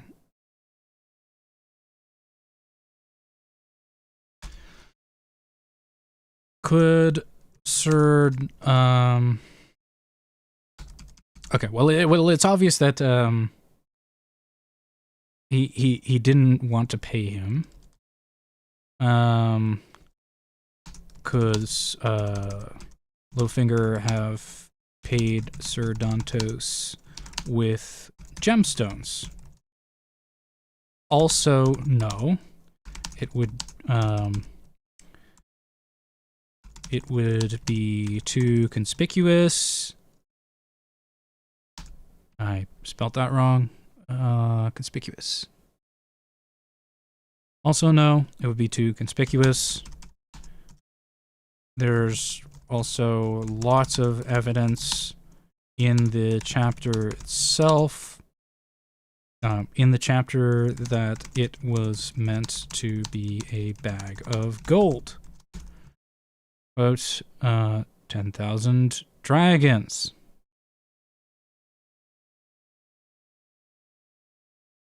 And then here. So we paste the quote. Sorry. 1,000 dragons. And then we don't need that. We don't need that. We don't need that. Just skip to this part. 10,000 dragons. He sold you for gold. A bag of dragons.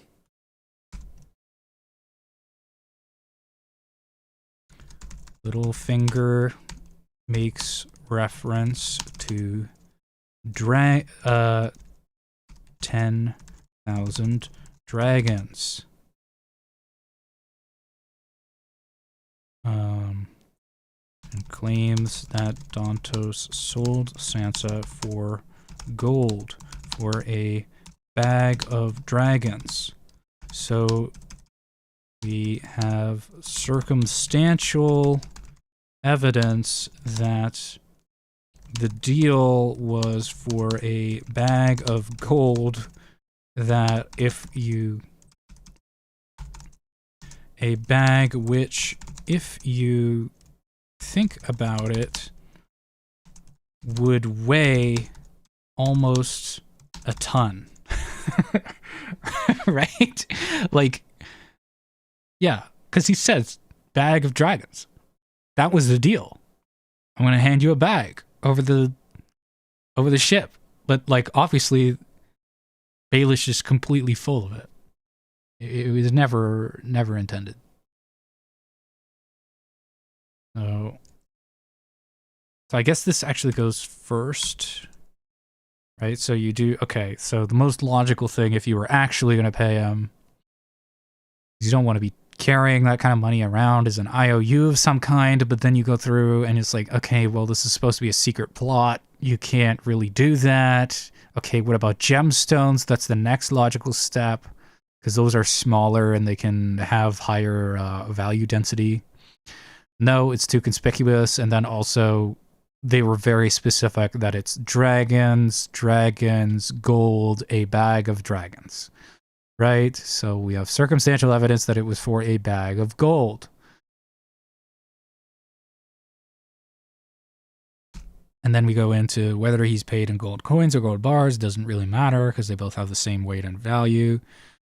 Supposing that a gold dragon weighs the same as an American gold eagle coin, since George is an American author, a gold dragon would weigh 1 troy ounce or 0.69 pounds. 10,000 would weigh 685 pounds or 311 kilograms. Then I do some kind of joke bit that I'll write later about it smashing through the floorboards. Ha ha ha, very funny. Putting all the facts together, it's clear that Littlefinger never intended on actually paying Sir Dantos Hollard for his services, which means that it's likely that killing Sir Dantos after the services were rendered was always part of the plan. Boom. Conclusion. All right. So now you're seeing how I write this stuff in real time. And again, we wrote, how many words was this? 1,000 words in, what was that, half an hour ago that I started writing this. 1,000 words in half an hour. And no AI was used in writing this essay. I just want witnesses to be here that I did not use AI to write this. It really wasn't that difficult. We just sat through and we actually thought about, like you guys and me, we're all sitting here together. We just thought about it and joked about it. And just kind of went through like, wait, couldn't he have been paid by gemstones? Oh yeah, I guess he could have been. Let's go through that. Well, no, not really. All right. So all of that proves that Littlefinger is lying. At least to Dantos Hollard, right? Because, he kills the guy. I just thought that was kind of funny to point out that the bag of gold would weigh a ton. That's like one of those memes that's going to show up on Reddit or somewhere.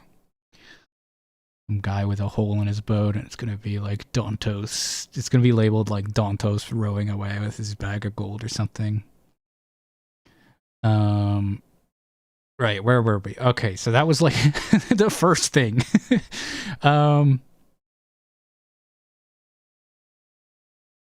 Yeah, so then the other thing that proves that this was part of the plan is like Sir Luthor, the reward, and he instantly knows what it means, but not just Luthor. 3 other men have crossbows ready, and they all fire on this signal. And it happens so fast that they have no time to cry out. And then they burn the boat. They burn the boat as they leave it behind. So, like, this is extra evidence. Extra evidence. So, even though we've already concluded that it was always part of the plan, we can actually add this as further evidence. Furthermore, further to the point of non-payment is the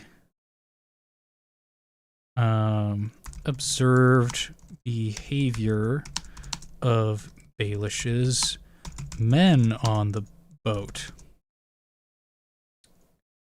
Evidence of pre-planning is demonstrated through the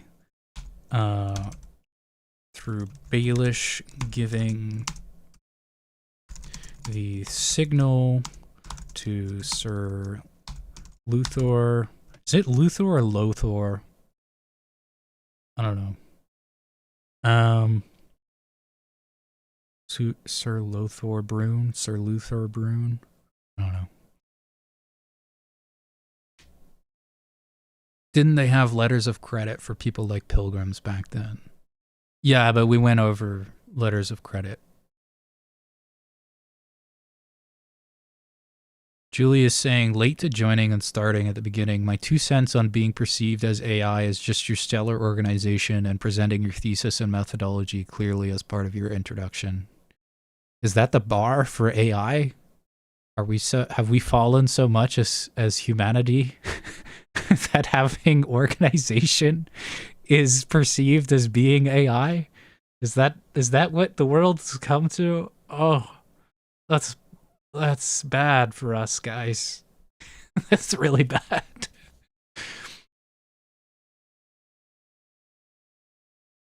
Other people have organization. You know who's really organized? I've talked about him in a stream already. Moonboy Theory is incredibly organized. Like, his presentations, even though I disagree with them, are just like phenomenal presentations. Like, they're so well organized, so well laid out and presented.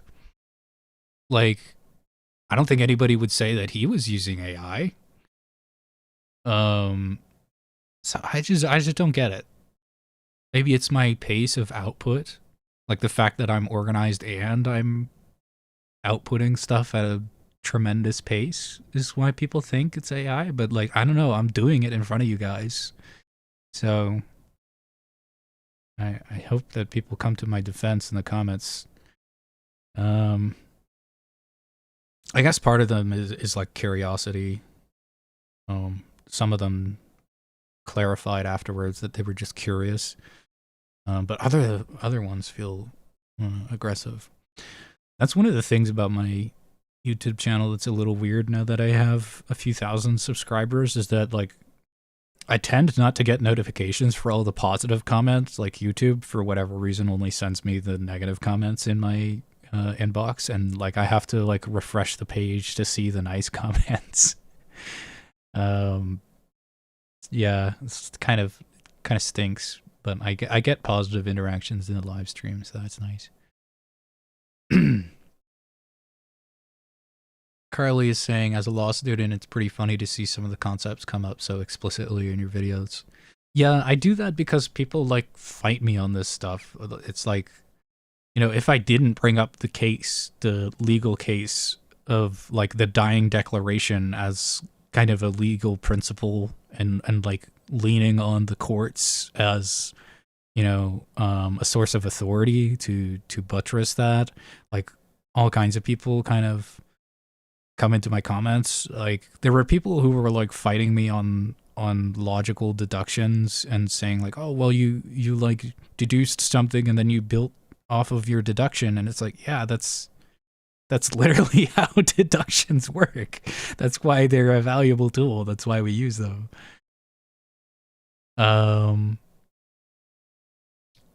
Rotten is saying people are also suspicious of anyone who doesn't show their face on camera now. Yeah, I guess that could be it, but right now this is a hobby and I don't make enough money to justify showing my face on camera. I don't want to attach my professional personality with my YouTube channel at this time. If I've got hundreds of thousands of subscribers and I'm making legitimate money, then that's a different scenario. But for the moment, I would not like to show my real actual face.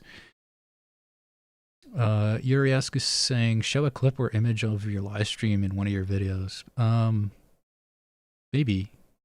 I don't know. It would mean like because I'm not recording this at the same time. I'm only streaming it. It would mean I have to like download my own video from YouTube and then like clip it in my video. Like I would have to download how long is this stream been going? 2 hours. I'd have to download 2 hours of me talking just to get like the 10-second clip. So yeah, I don't know about that. Panicking Kiwi says, I haven't been accused of AI, but I've only put out one major video of a song on Ice and Fire. But yeah, the amount of videos probably contributes to the false idea that you use it. Yeah, could be. Cody is saying, half the students at my college use AI for essays. Oof. Yeah, I think we're cooked. I think humanity might be cooked. Carly is saying, it'd be interesting to formalize GERM canons of interpretation. Probably a literary studies term for this. For instance, Preston often makes predictions that that are based on plans or ideas of the future that POV characters are always wrong. I don't know. On the predictions on the basis that plans or ideas of the future that POV characters have are always wrong. Oh, so when like Daenerys says, "Oh, this is going to be what happens," like he bases his theory off of the fact that like that has always been historically wrong in GERM books. POV character thinks that X will happen, therefore we know that X will never happen. Yeah. I don't know about that. I mean, it's not totally wrong. Like, I mean, that is an observation that you can make. And you can use historical patterns to build towards something. But I would say, it's evidence. I would say it's circumstantial evidence of the truth of a given proposition, right? It doesn't really prove it. Like, because it's circumstantial evidence, you need like other bits of circumstantial evidence to make it work. It's on its own. It's not invalid, but it's kind of tenuous.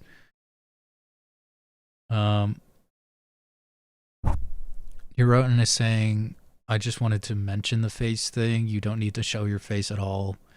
You can look at Glidus and Alt-Shift-X. Actually, Glidus has shown his face on camera. I think he did a cooking stream where he shows his beautiful mane of hair.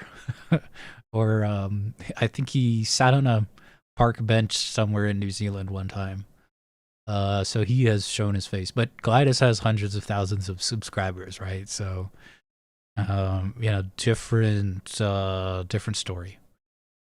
I don't even have 5,000. I'm like a complete nobody on YouTube. Like, absolute, like, nobody at all, nothing. I basically have, compared to other people, I basically have 0 subscribers.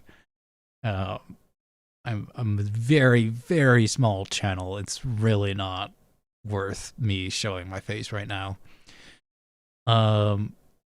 Cody is saying, I saw a ROTC girl in front of me write an application essay in AI. We are cooked. Oh, that's rough. Sorry about that. Anyways, so back to writing about the purple wedding stuff. Move this over. All right. So, where were we? Right. So we were saying Littlefinger's involvement. Let's read over this one more time. It'll probably take me 5 minutes to read this over and then see where the momentum is taking us. I think we have to analyze. Oh, right. We were talking about the signal and how that proves pre-planning, right? This demonstrates that Dantos's death was pre-planned because without prior instruction, Baelish's statement to give Dantos his reward is too vague.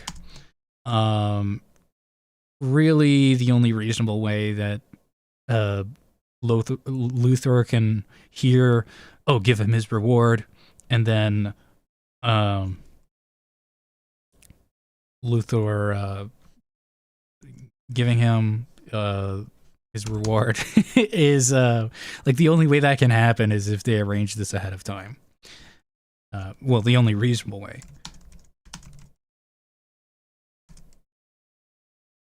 The only plausible way for this to have happened is that Luthor was given prior instruction, which necessitates prior planning.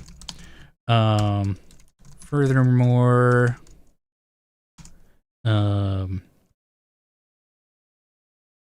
Luthor in turn signals 3 other unnamed men who are already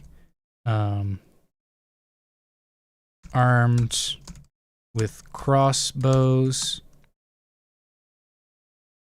to fire. Their crossbows are already loaded as well. Again, this is the benefit of reading very closely. Okay, so if we read very closely, what happens? 3 men hear the signal. They step to the gunwale, raise their crossbows, and fire. There is no textual evidence that they, because when you are loading a crossbow, you have to wind the crossbow up, right? There's no textual evidence that these men wound up their crossbows. They merely raise the crossbows at the signal, then fire immediately. Strongly, it's not just implying. It's like, it's stronger than implying. It is implying, but it's stronger than that. What is it? My English is not. What's the word for that? I don't know. There's a word for this. Oh, this is embarrassing. They raise the crossbows at the signal, then fire immediately, showing that the crossbows were preloaded, i.e., they knew that the crossbows were going to be used. which is further evidence of Dantos's death being part of the plan. Indicating, yeah, indicating I think is the word I was going for. Indicating that the crossbows were preloaded. Sorry, you guys can't really see what I'm writing right now. I should probably switch these.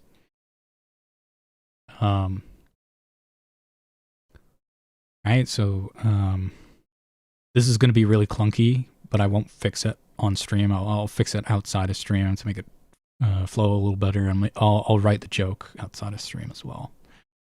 But yeah, this is like the nuts and bolts of how I write these videos, right? I'm just working through this.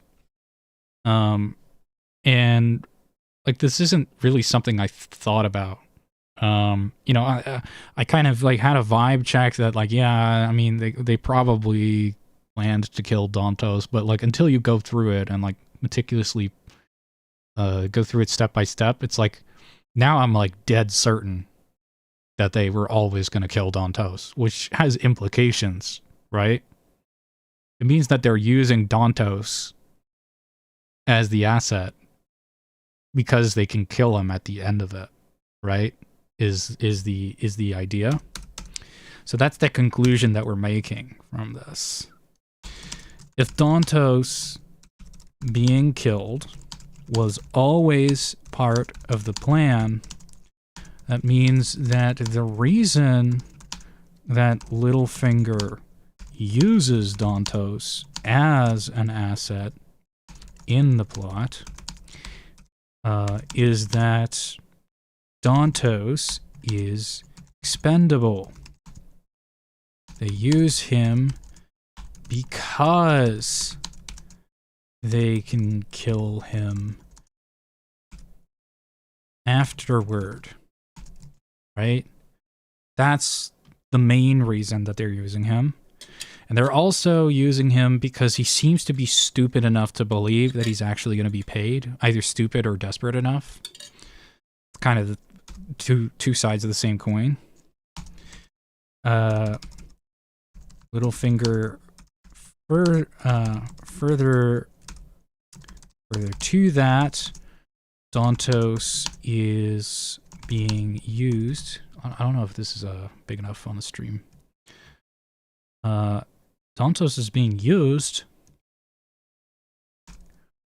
because he is either a big enough fool to believe that he will actually be paid, or is desperate enough to believe that he will actually be paid.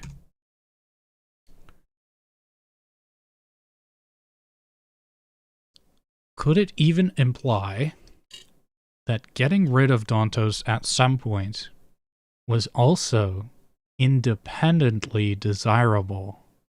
Ooh, see, now we're going really down the rabbit hole. These are the real questions, like, if they were gonna kill Dantos afterwards, okay, yeah, they're using him because they can kill him and because he's, you know, big enough of an idiot, but is it also because they wanted to kill him independently of the plan as well, and they're trying to check as many boxes at the same time? I don't know, Carly. It's a good question. I truly do not know the answer.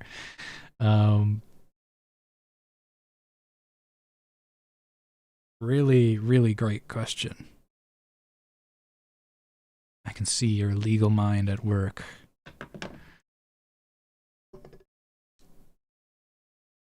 All right, we got some more questions from chat here. What I don't understand is what the motives were for the Tyrells. Is Joffrey's cruelty really a reason for his immediate death? Why not wait a year until the son is born and when the war is over? We can get into that later. Right now, we're just concerned with Actus Reus.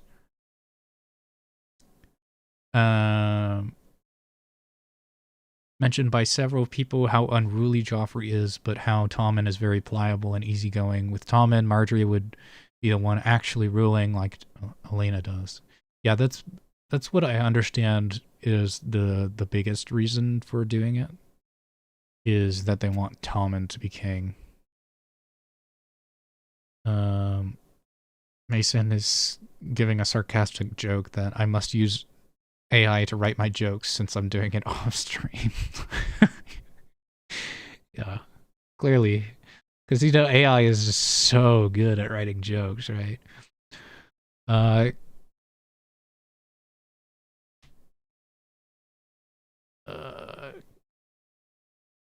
Uriesk is saying they're probably just trying to cover their bases. Maybe. Ella is asking who's my favorite character, like the one that gives the strongest pathos and contemplation. I think that could be a separate stream, is like going into my favorite characters. For when I need to pull out the slop card and be like ringing the dinner bell and come get your song of slop. I need content to bridge the gap between my videos. That's when I'll bring that one out. we can do a tier list. I'm not trying to lambast anybody who does that. I get why you do it, and I'm probably gonna do it too. You know, we all need our slop to bridge the gap, the content gap. I might start doing it after this video. Right. So, we have established many things with this analysis. We have established that Littlefinger was behind the plot, at least partially, because Dantos says that he was paying him, right? Which, you know, makes Littlefinger at least guilty, right? He's at least in on it, if not orchestrating it himself, as he says. And he claims all he did at my behest, and he's paying him, which would seem to indicate that he is actually giving Dantos orders, right? He says he's giving him orders, and Dantos is asking for his payment. Logically speaking, usually the guy paying you is giving the orders, and that's what happens with the gold cloaks. So anyways,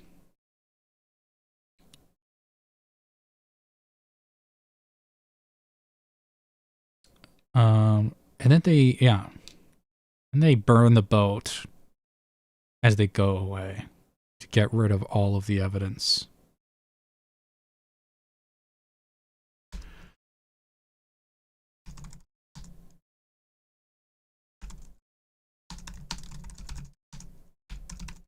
His little dinghy. Furthermore, Littlefinger has Dantos' dinghy burned as they leave the scene, getting rid of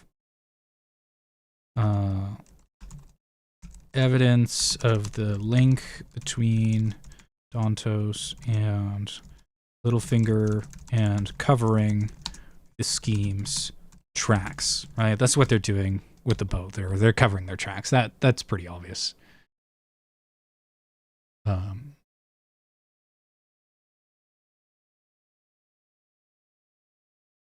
Does Dantos even do anything in the book besides this plan? I like the idea that they might want him dead regardless, but I can't think of any reason. Yeah, Dantos doesn't really do anything other than this plan. He really doesn't. It's plausible that Dantos has been used for a minor role in enough secret or illicit things before that. He had been doing secret things before that cumulative, that when you put them together mean that getting rid of him buries a lot of secrets. Yeah, possibly. But there's really not much textual evidence for that. There's some stuff about Duskendale. Oh, Cody's right on it. Cody's already ahead of me. Yeah, like it might have been something related to Duskendale. That's the only other thing that is mentioned with Dantos Hollard, is that Dantos Hollard is the last of his line.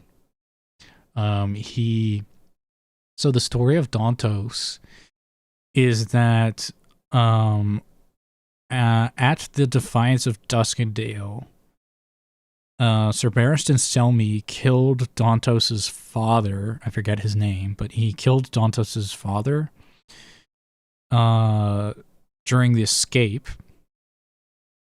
And then, he rescued King Aenys.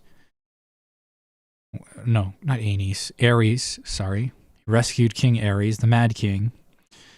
And then the Mad King is extremely upset with Duskendale's defiance, and he's like, we're gonna destroy the entire line of Duskendale. So all of the Darklands are executed.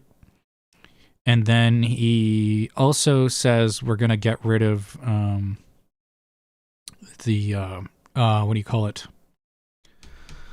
Oh, it's like the Starks and Karstarks. It's a something house. Oh dear. It's like a child house, but that's not the word for it. English. Cadet house, thank you. The Hollards are a cadet branch of the Darklands. And so they are also put to the sword. And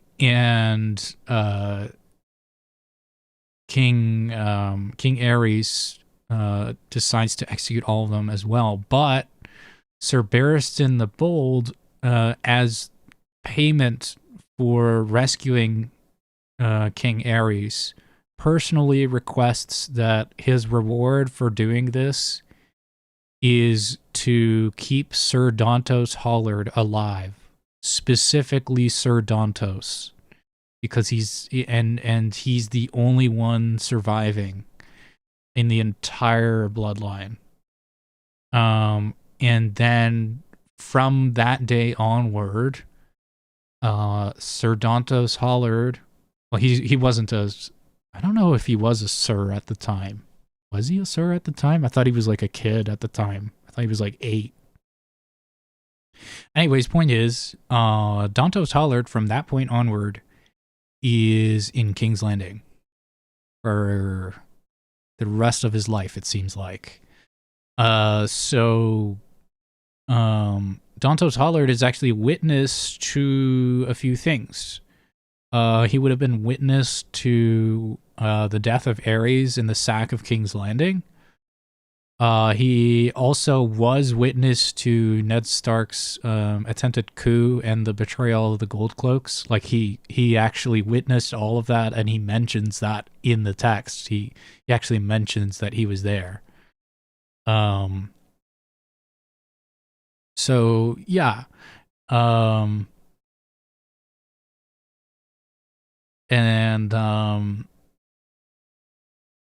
Yeah, so the selection of Dantos is actually a little bit of a weird thing. We don't really know why specifically Dantos, but it seems to be because Barristan killed his father, but I don't know why Barristan wanted to spare this kid, and why he was kept alive over so many different things, and he's like been in the background the whole time.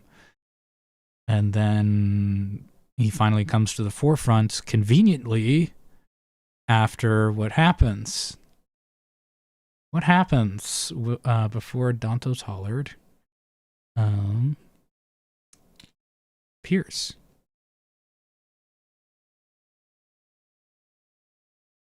Barristan Selmy gets dismissed, is what happens before Dantos Hollard appears. I need to figure out the chapter when Barristan Selmy is dismissed.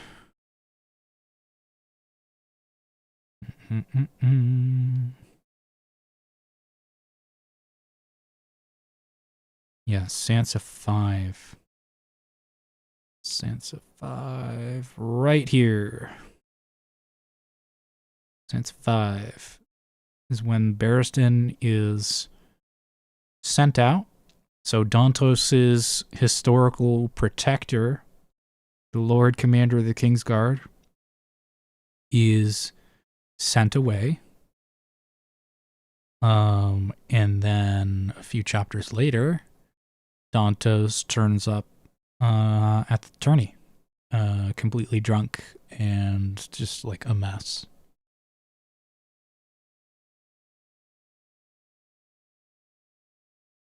He's also not treated well by Joffrey, so he would have already been sympathetic to the idea of having him gone. I don't know. There's a lot of weird stuff that happens in Sansa 1 of Clash of Kings, like a lot of stuff, but I haven't got there yet. That's gonna be like almost at the end of the video. Anyway, we're on Littlefinger right now. We sidetracked a little bit. There's like so much you can analyze in like these little paragraphs. Like how many words is this? And how much time did we spend analyzing that? Yeah, 120 words, and we spent like almost an hour looking at that. 120 words. That's like a minute for every word. Anyway, so you killed him. Your grief is wasted. He was a sot and no man's friend. Yeah, that's kind of true.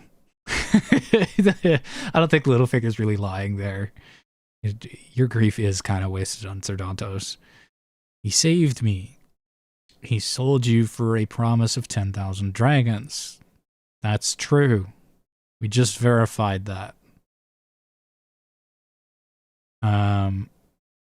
Disappearance will make them suspect you in Joffrey's death. That's also true.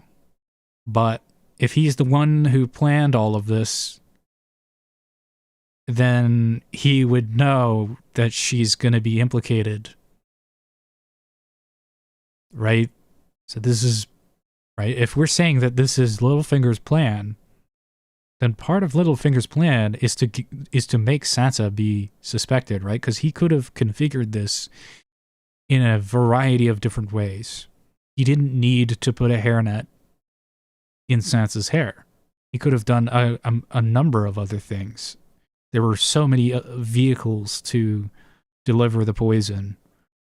And then also, like, to place the blame on Tyrion with Sansa sitting next to him, like that's by necessity going to make Sansa seem suspicious. And then also he plans for her to be disappeared after the murder, which again makes them suspect her. So like Littlefinger is pointing a lot of fingers at Sansa in his designs. He is designing things to make Sansa look guilty. Urask is saying, I've heard people theorize that he wanted Sansa to be suspected so that she attached to him and use her as a pawn. Yeah, I theorized that. That's my theory. And the more I'm reading, the more it's looking true. I did read closely and was disproven on the Elena bit, but it seems like this bit just gets stronger and stronger the more I read. So I think I might start a new heading. Say Sansa's guilt was part of the plan.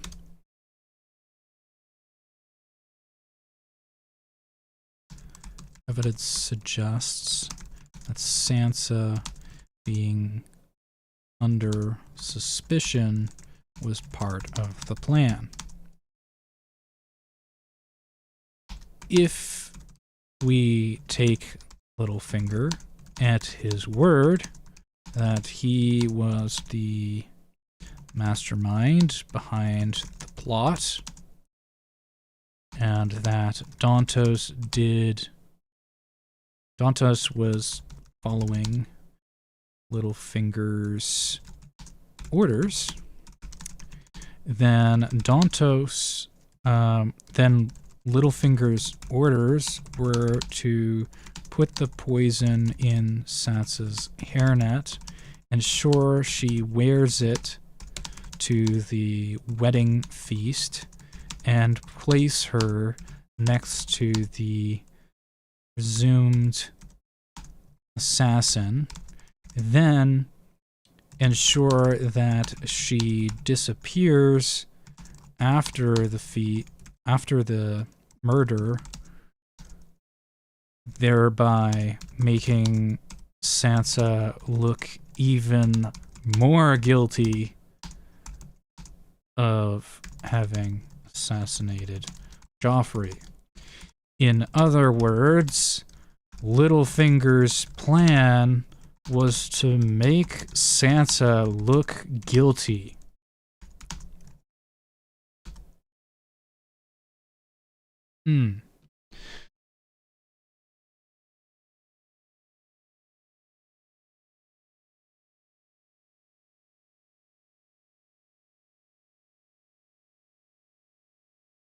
If Lady Sarala used Ares the child, could be Aegon. Oh, if Sarala used Ares, the child could be Aegon, the Aegon. Dantos would be the only surviving witness in the theory. Was she pregnant when they killed her? Was Sarala pregnant when they killed her? Huh.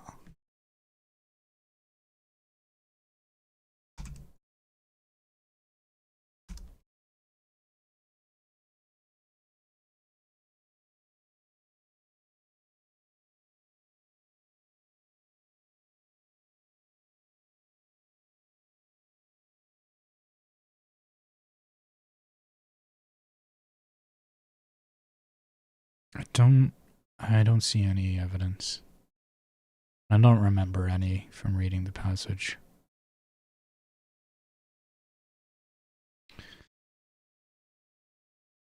The eunuch will jingle his purse. Is that just a general statement, or is he implying Varys bribing the gold cloaks to throw them off the trail?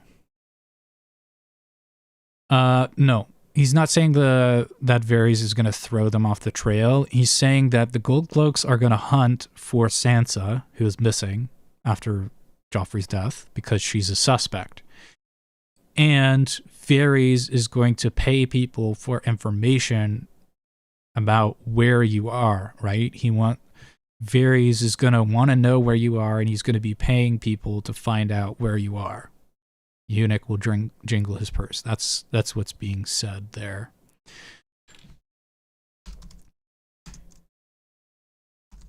So let's get this quote in here.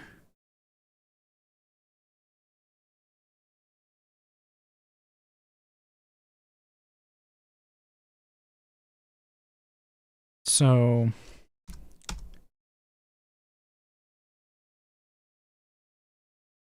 when Littlefinger says that her Sansa's disappearance will make them suspect her in Joffrey's death, he is lying by omission and manipulating her, because it was part of his plan to make them suspect her. He arranged all of the pieces so that she would be a suspect. If Littlefinger wanted to poison King Joffrey, there are numerous ways to do so that would not involve Sansa Stark if he truly wanted to keep her out of things, right? He could have done like so many other things to kill Joffrey. Like, if that was the only goal,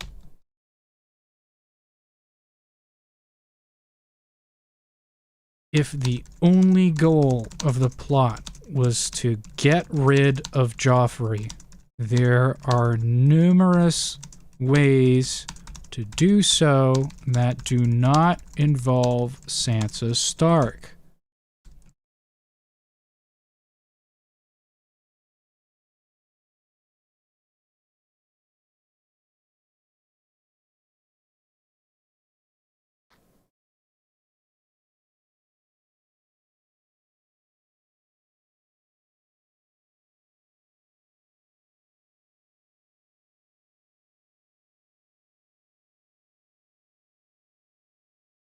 Kirsty's saying Tyrion never pursued revenge or justice against Littlefinger over the cat's paw.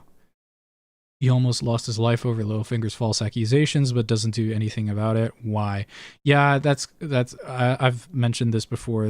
It's kind of a plot hole. He really should have just killed Littlefinger. The excuse that George gives in the book is that like Littlefinger was too useful, had too much power. He mentions how like all of the people in the banking system and the guards of the treasury are all under Littlefinger's employ. Like they're all Littlefinger's men, and so before he gets rid of Littlefinger, he would have to get rid of all those men. But that's just not really true. He could have just killed Littlefinger. It's kind of a plot hole. It needs to happen. IRC Preston Jacobs calls that the biggest plot hole in A Song of Ice and Fire. I would agree with Preston Jacobs on that. This is the biggest plot hole in A Song of Ice and Fire, and it just needs to happen for the rest of the plot to unfold. It's just one of those things that you kind of just have to get past. If Sansa escaped a month earlier, people wouldn't think the two are related. He did it intentionally. Yeah, obviously.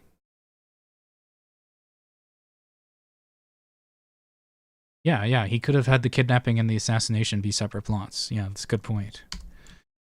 Littlefinger could have made the escape and the assassination be separate plots if he truly wanted to rescue Sansa. If that was his main objective, why not allow her to abscond with the Tyrells? Why not just have her flee in the middle of the night? Why not cause another fire or mob at the gate as a distraction to allow Sansa free passage? Right? Because he does that earlier. That happens in the first...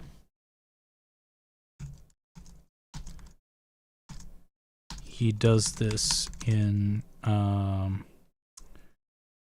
Sansa's first meeting at the Godswood. So we have textual evidence that Littlefinger is perfectly capable of getting Sansa Stark out of here without involving her directly in the assassination of King Joffrey, which, comes back to the point that implicating Sansa in the death of Joffrey is part of Littlefinger's plan. Now, we don't really know exactly what that plan is. We can suspect what it is, right? But in terms of motive, right, by going through the Actus Reus and methodically looking at the situation and thinking about it from every conceivable angle, we've come up with a different, mens rea than we would have otherwise. So therefore, Sansa being implicated in Joffrey's death is part of Littlefinger's plans. I'm going to use plans plural because I think he's a guy with like multiple plans.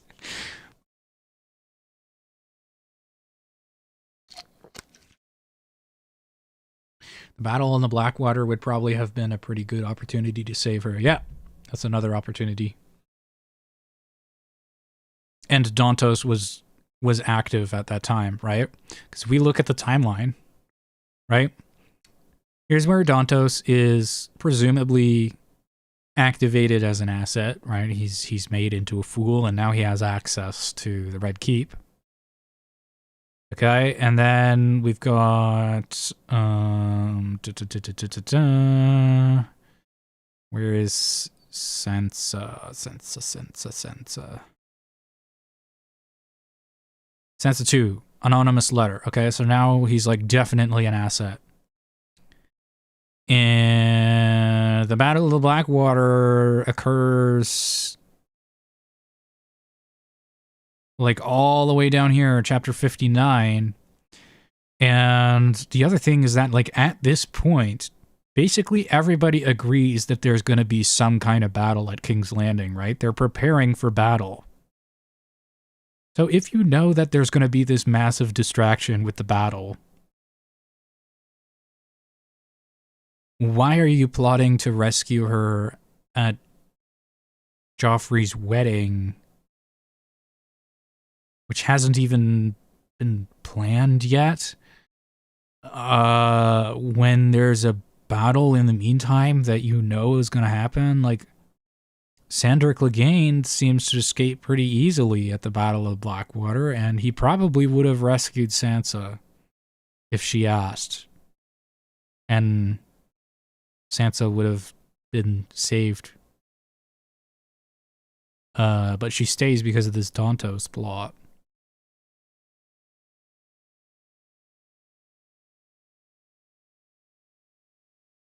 So, yeah.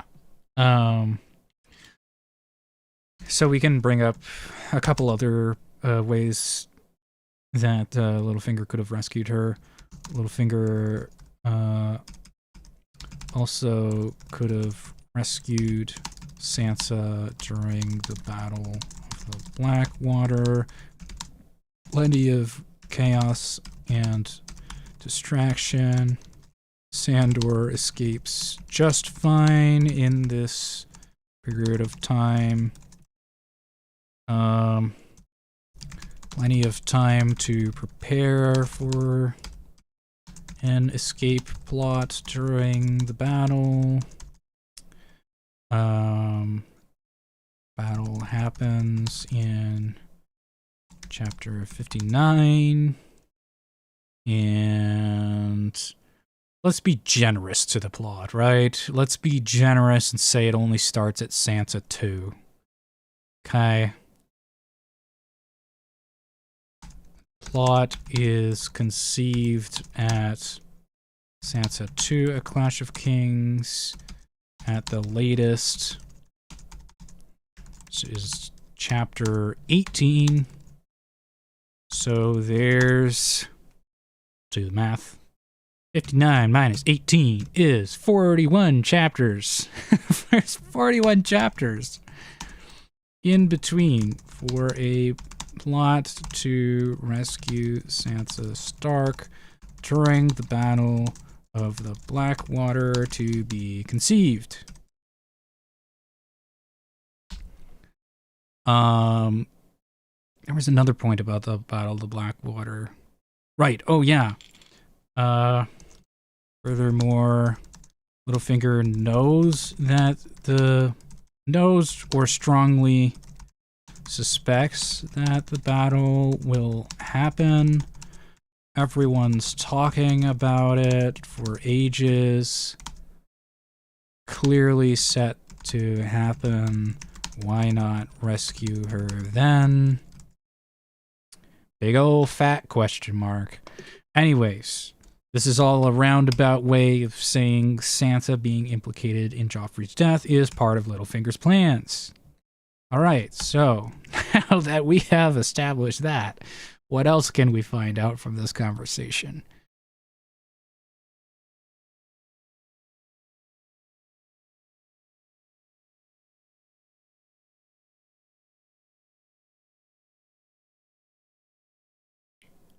Do you recall what I said to you on the day your father sat the Iron Throne? You said life was not a song. You would learn that one day. That's true, but it also doesn't really say anything.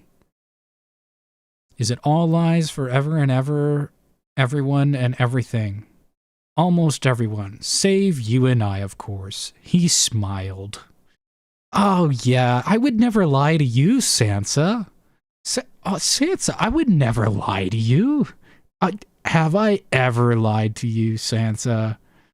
Have I ever lied to you, Sansa? Sansa, have I ever lied to you, Sansa? Oh, jeez. Yeah, just you and I. It's lies for everyone except for us, because you're special, Sansa. Yeah. Okay. Okay, Littlefinger.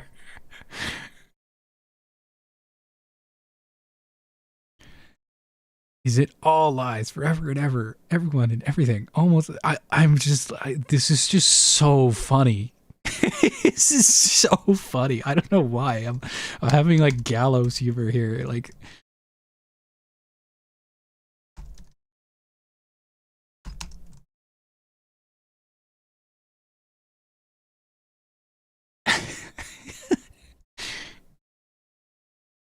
I don't know how to connect this. Oh, jeez, this is just. Oh my god, I'm dying here. This is so funny to me.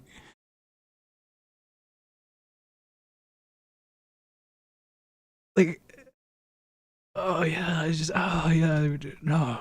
Oh my god, I would never lie to you, Sansa. Okay. So I'm not sure how I'm gonna connect this, but like the point that I'm trying to make is that Littlefinger is lying. Littlefinger is lying. He has just lied to Sansa in this very conversation.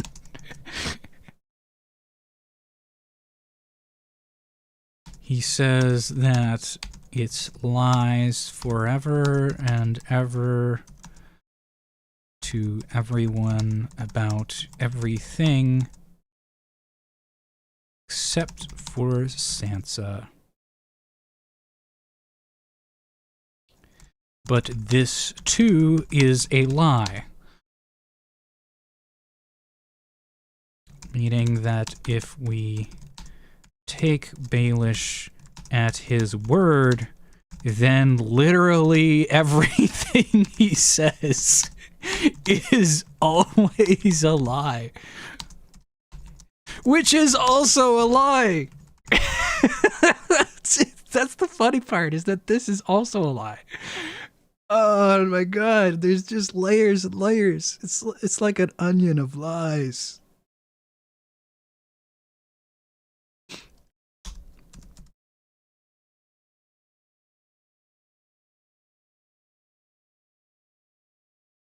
I put an exclamation point here. All right.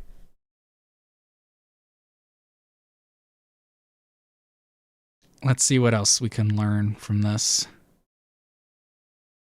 All right. Come to the Godswood tonight if you want to go home. Is that the actual wording of the letter? Let's double check that. I can't remember. I'm pretty sure it is. Come to the Godswood tonight if you want to go home. Come to the Godswood tonight if you want to go home. So Baelish knows the exact wording of the letter. Okay? So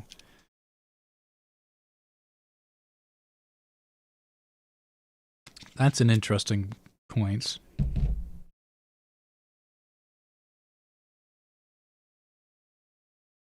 Baelish invokes the exact wording of the anonymous letter to Sansa is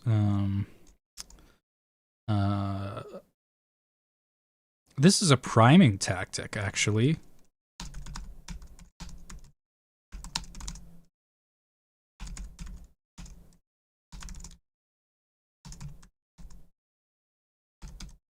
Baelish invokes the exact wording of the anonymous letter to Sansa as a priming tactic to legitimize himself in Sansa's eyes. He says, "Come to the Godswood tonight if you want to go home." The words of the letter in Sansa 2, A Clash of Kings, are, "Come to the Godswood tonight if you want to go home."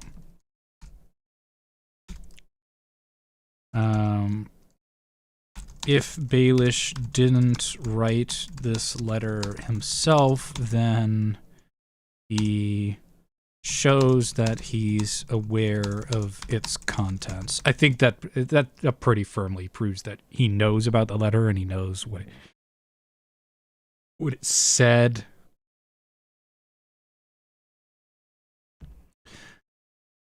Notice how he doesn't answer her question. The note, "It was you," and then he doesn't answer. He doesn't say, "Yes, it was me." He just kind of implies that it was him. He can never give her a straight up answer.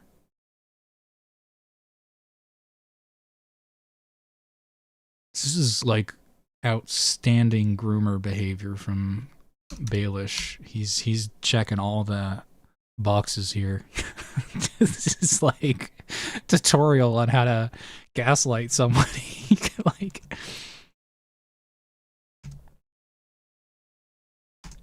but when Sansa asks Baelish whether he wrote the note, Baelish deflects and avoids a direct answer. Quote, "The note, it was you? It had to be the Godswood. What are you doing? Why won't you? Why wouldn't he answer the question? That's so weird. Like, this is so bizarre to me, because, like, even if he's, like, lying,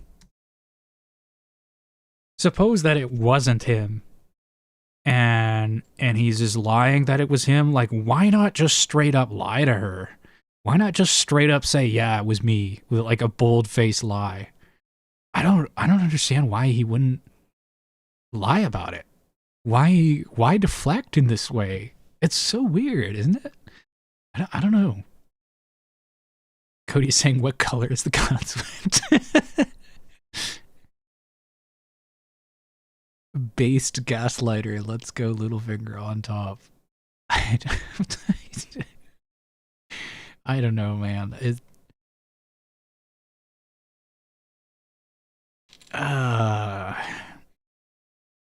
And then this. I already proved this was a lie in the last video, so let's see where that is.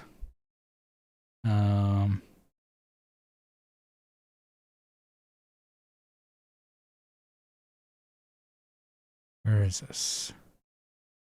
Yeah. Here we go. I can just I think I can just copy that section and pasting it.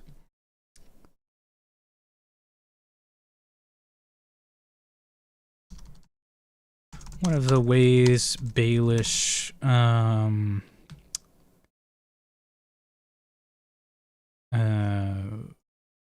appeals to legitimacy is that he claims that he orchestrated for Sansa, he planned for Sansa and Dantos's meetings to be in the Godswood, that this was by his design.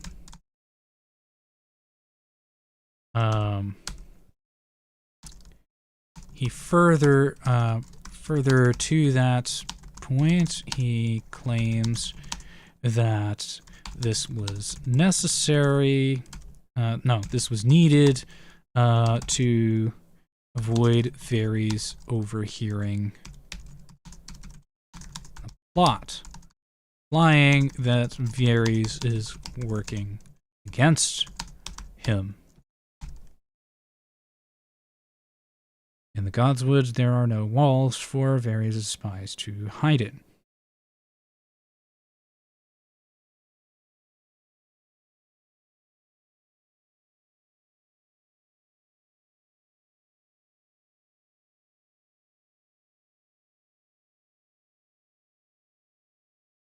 At the end of this, Sansa's brain is going to be totally fried. I think Sansa's brain is already fried.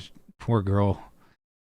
You're right, and subtly dropping the Godswood too, implying he orchestrated it all. Yeah. Cody is saying he chose a Godswood because she's from the north too. He picked a familiar setting to manipulate her. Good point.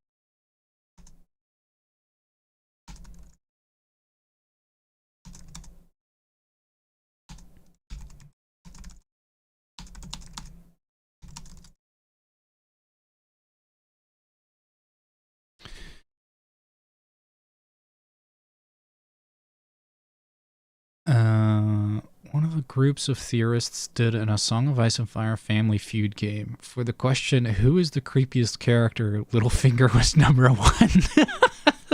Yeah, he's definitely one of the creepiest people. Definitely massive creep. Yeah. Buriesk is saying they could be in the trees like that Ironborn kid. Yep. They could be in the trees like Wex Pike.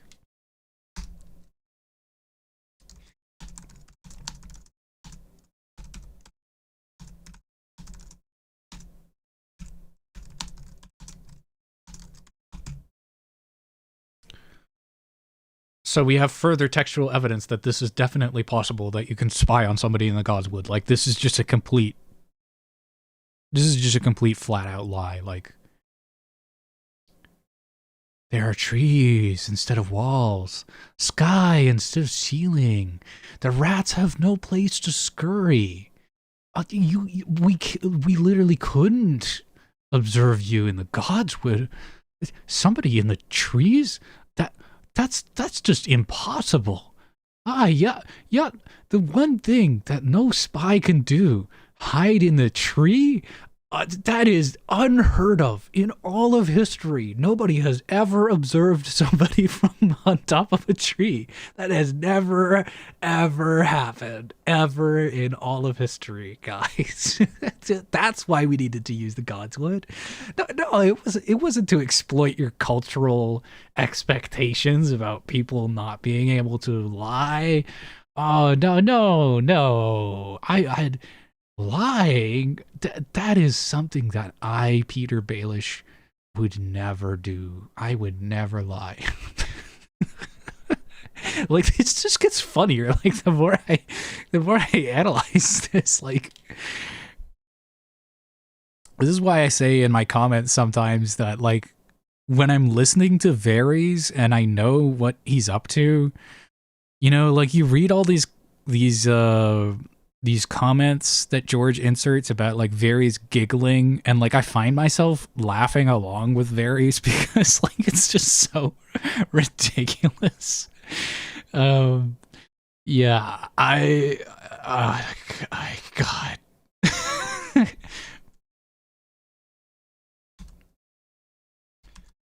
joke about how there has never been anyone in all of history who has spied on someone through the treetops. I feel like there's a Vietnam War joke in there about the trees that they're in the trees. I don't know. Somehow connecting that to Wex Pike. This is getting messy. I got a lot of stuff to do off of stream. I was gonna need a lot of cleaning up, but the bones are here. The bones are here.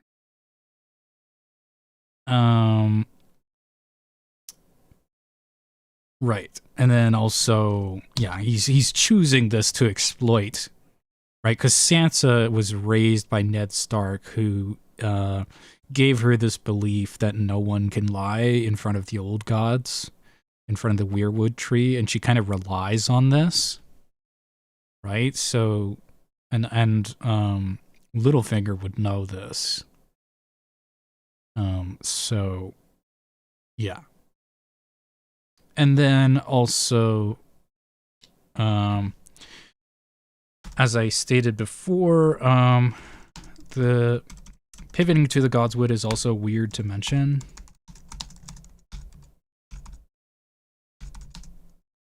Pivoting to how no one can hear you in the Godswood is a weird pivot to make, because Sansa wasn't thinking about that, and that's not where her train of thought was leading, right? Which kind of reveals a little bit about what Littlefinger is thinking. She's thinking about who wrote the note. Sansa's line of thought is regarding who wrote the letter, and Baelish jumps to why he needed to specify the Godswood and people overhearing the conversation, which reveals a little bit about what Baelish is thinking about. He's kind of preempting her next line of questioning. He's deflecting from her current line of questioning by redirecting her to her next line of questioning.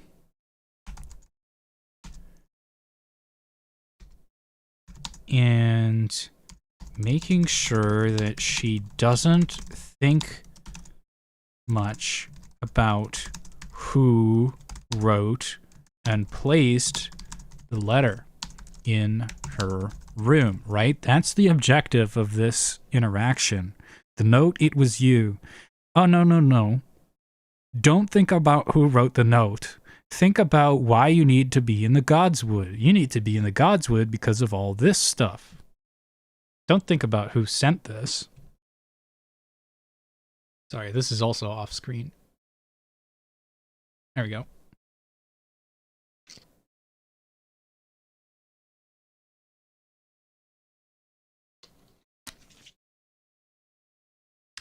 Yeah, who wrote the note leads directly into, wait, you had access to my room? What were you doing in my room? Right? Who wrote the note leads directly to who got it into her room, which leads into, wait, you had access to my room, which is creepy as Creep. I can't say that on... I shouldn't say that on a stream. I should avoid swearing as much as possible.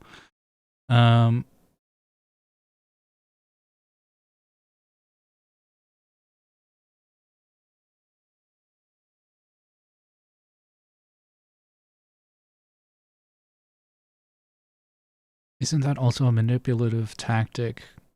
Comforting someone, confronting someone before they state their next question. Yeah. Don't worry about my spies, worry about other spies, yeah.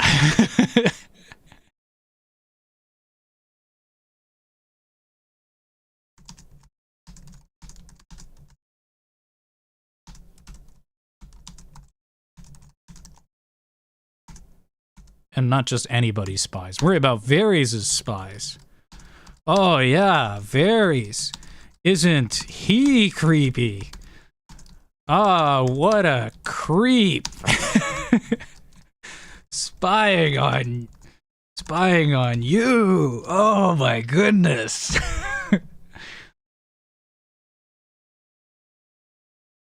Medieval nobility were used to servants coming in and out of their room. Paying off one to leave a note is not surprising. Yeah, that's probably what happened. But then it's like, wait, so my handmaidens were in your employ? Because I always felt that they were spying on me, and I thought it was Cersei, but it was actually you who was spying on me, right? He doesn't want her to ask those questions. Does Sansa's door have a lock on it? Yes. Who would have a key? I don't know. Sandor Clegane seems to be able to just force the door open himself, so I don't know if it's even relevant. Oh, I can't believe Varys would spy on you. Who would do that? Ooh, oh yeah, I would never do that. I'm not a creep. Oh, ooh. Yeah. So this is just like pure lies. Man. This is... I mean, we've gotten basically nowhere. Basically nowhere. I guess we can put the rest of the quote here. Oh, yeah, we have...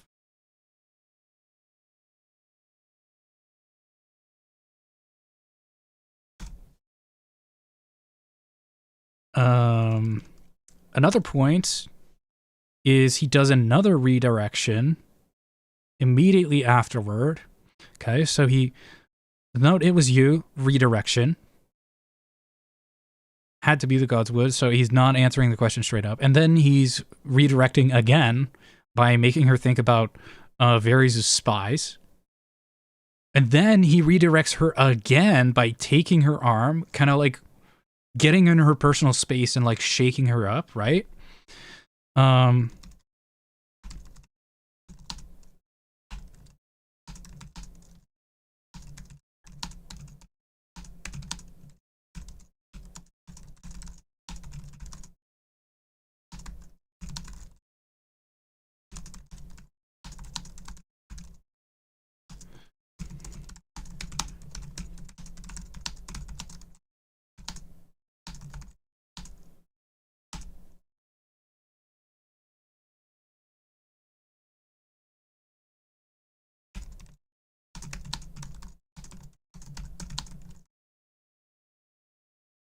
Right, so he redirects her again, saying, let me show you to your cabin.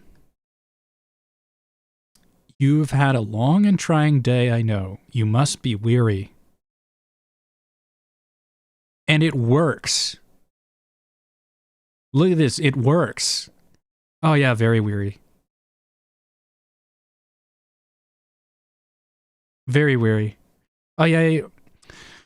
Oh yeah, I had the note. It was you. Oh yeah, it had to be the gods would because Varys was going to spy on you. Anyways, you must be tired. Why don't you go to sleep? Is literally what Littlefinger does. Like this statement is just so full of it. Just completely full of it.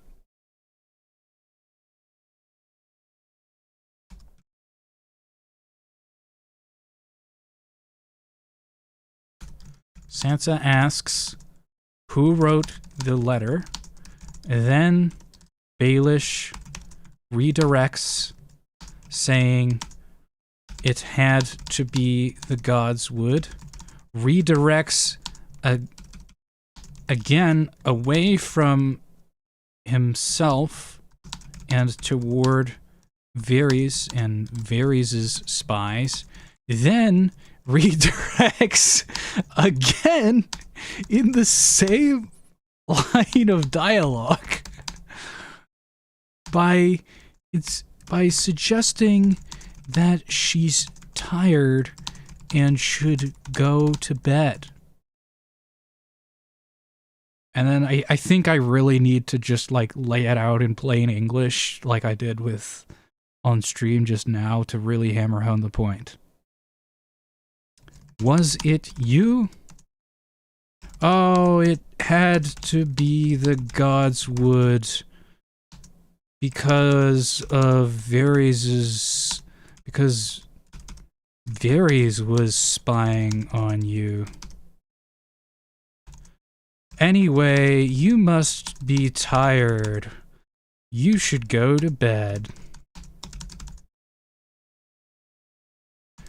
Don't think about this at all.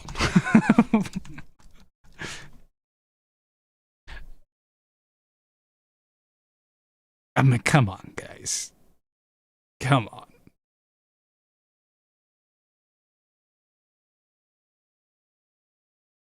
Anyways, I have to take a brief break. I'll be back in a minute with more analysis of Littlefinger. We're almost near the end of the chapter, so shouldn't be too long. Anyways, I'll be back in a sec.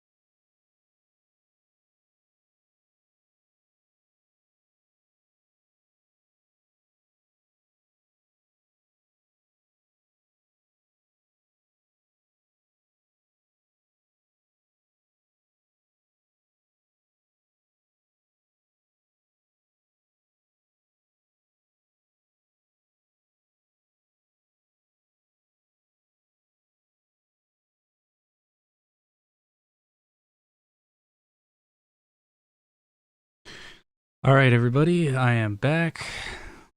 If you're just joining us, this stream is Purple Wedding Theories. I've answered a few questions in the chat as well. We're going through Storm of Swords, Sansa. Oh dear, Sansa 5, I think. Sansa 5, yeah. Sansa 5, it's towards the end of the chapter if you wanted to read along. And we are doing Littlefinger's conversation with Sansa right now. And we have uncovered some disturbing information about Littlefinger. Anyway, so there's no real information to be gained from this paragraph. The next piece of information is Littlefinger reveals that he knows a lot about the feast. Okay, so this comment.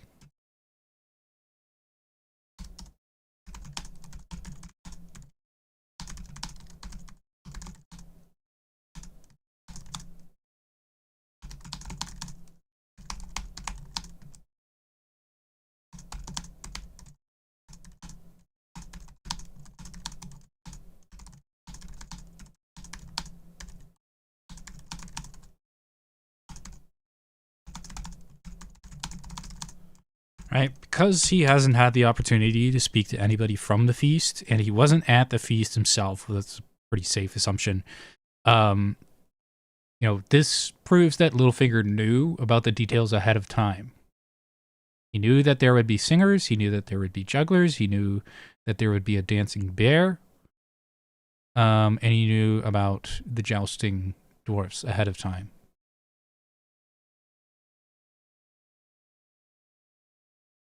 And notice the difference between his response here, the note, "It was you," deflection. The dwarfs, was that you? Yes. Here he just says yes. I had to send to Bravos for them. My little surprise.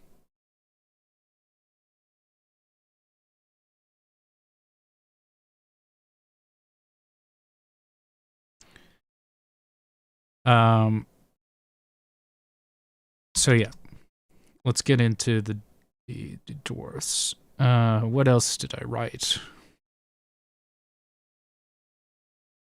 Yeah, he claims it was his idea. He's very specific about touching Joffrey on the shoulder to whisper this in his ear. I had to take him by the shoulder and whisper, "Not as much as your uncle will."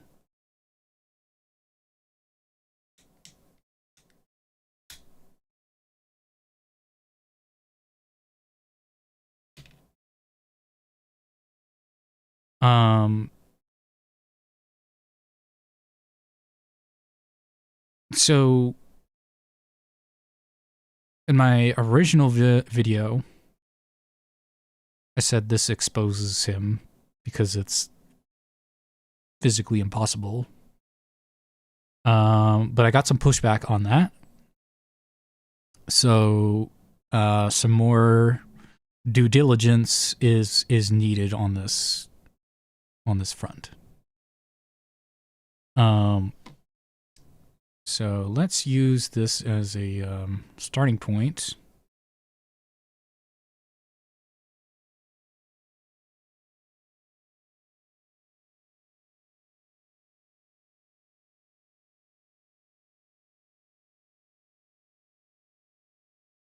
I had to send to Bravos for them.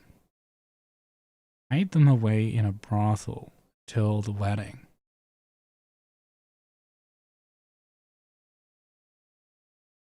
expense was exceeded only by the bother.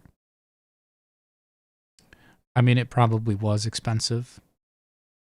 It is surprisingly difficult to hide a dwarf. But we know that's a lie.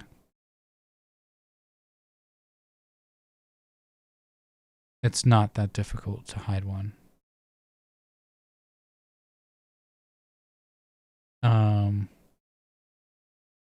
Lead a king to water, but with Joff, one had to splash it about before he realized he could drink it.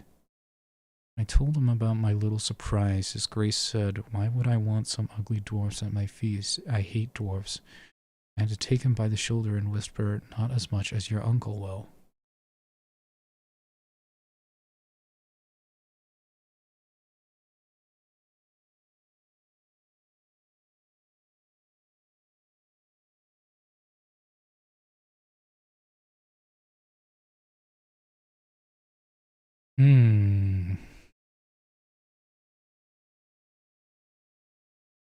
I think the implication is that the dwarves were meant to publicly humiliate Tyrion so that it would look like he had a motive for killing Joffrey then and there. Yeah, that's what I assert, basically, is that this was part of the plan. But we need to do our due diligence to arrive there. They say he framed Tyrion because he wanted Tyrion dead, but couldn't he just as easily poison Tyrion? He could have. But he wanted to kill Joffrey as well, and he wanted to implicate Sansa in the crime as well. So this checks all the boxes. Although it is kind of convoluted. I will grant that. But I mean, even though it's convoluted, there's like a lot of evidence that it actually happened, right? So it's difficult to say no. When I want some ugly dwarfs at my feast, I hate dwarfs.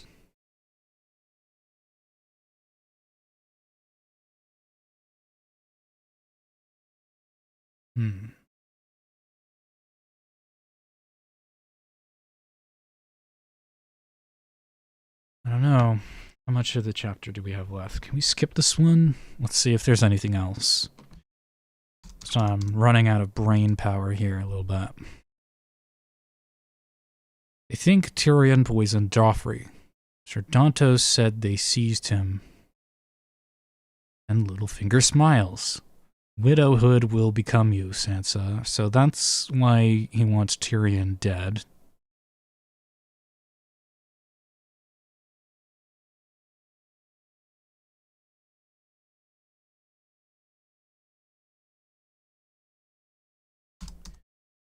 Littlefinger wants Tyrion dead so that Sansa will become a widow, i.e., her hand will be open for marriage.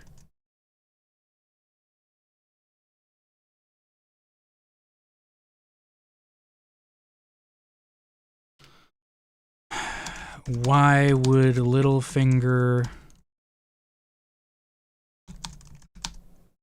Sansa to be open to marriage? Can you guess what I'm gonna say? Where is Sansa? Sansa. I made this claim in the other video. Sansa.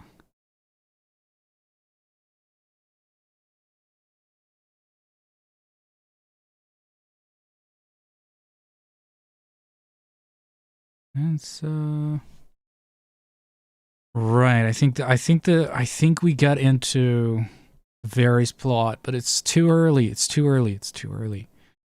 Maybe I just raise the question and just leave it as a cliffhanger and then answer it later.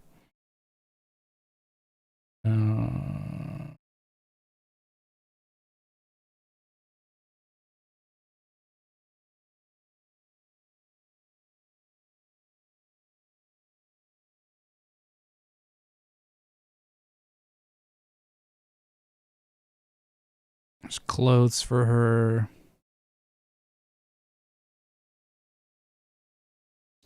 This is another lie. Oh my god. Wait, this is another lie. Oh my god, man. Everything this guy says is a lie. This is crazy. I'm going insane. Okay, so like I'm struggling just to keep up with the number of lies that are being told here. So the reason this is a lie is because we know, like, in the future, in Feast for Crows and later in Storm of Swords, the reason that he doesn't have fine clothes. Okay, so first of all, Littlefinger definitely has the money to buy fine clothes, right? He suggests that the reason is, that things were rushed or there wasn't enough time by saying, they'll serve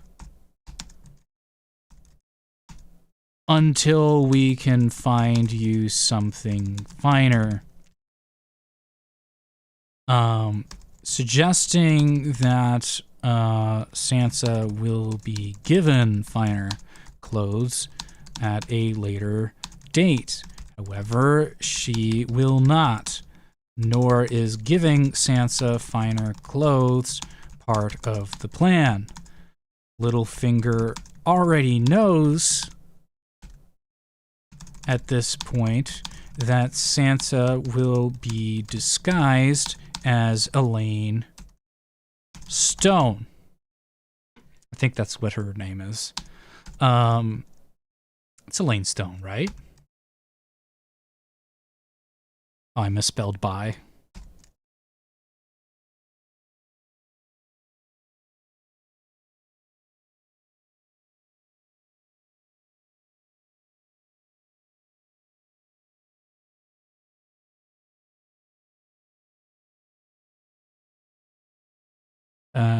Littlefinger already knows at this point that Sansa will be disguised as Elaine Stone, and part of her disguise involves not wearing or owning fine clothing or jewelry.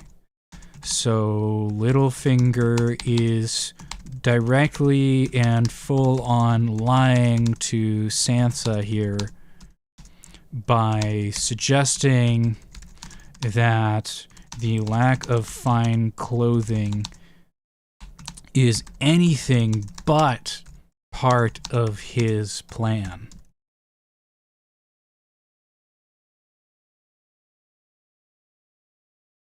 That's another lie.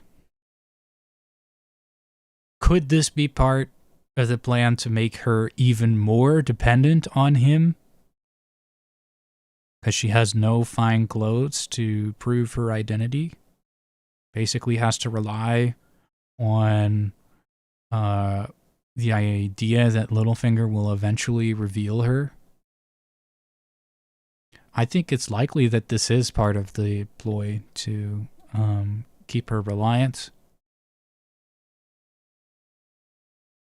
No fine clothes to sell for money, yeah. Atsu Lord is asking, hey, big fan, what's your thought process on the depth of the conspiracy to kill Jon? I know you touched on the unlikely nature of the watch stabbing being related to the letter itself. Yeah, I think I laid it out in the video. Curious, upon review of the last Jon chapter in A Dance with Dragons, that it feels like a more prepared action. Yeah, I think they plotted it ahead of time, but they were waiting to see, like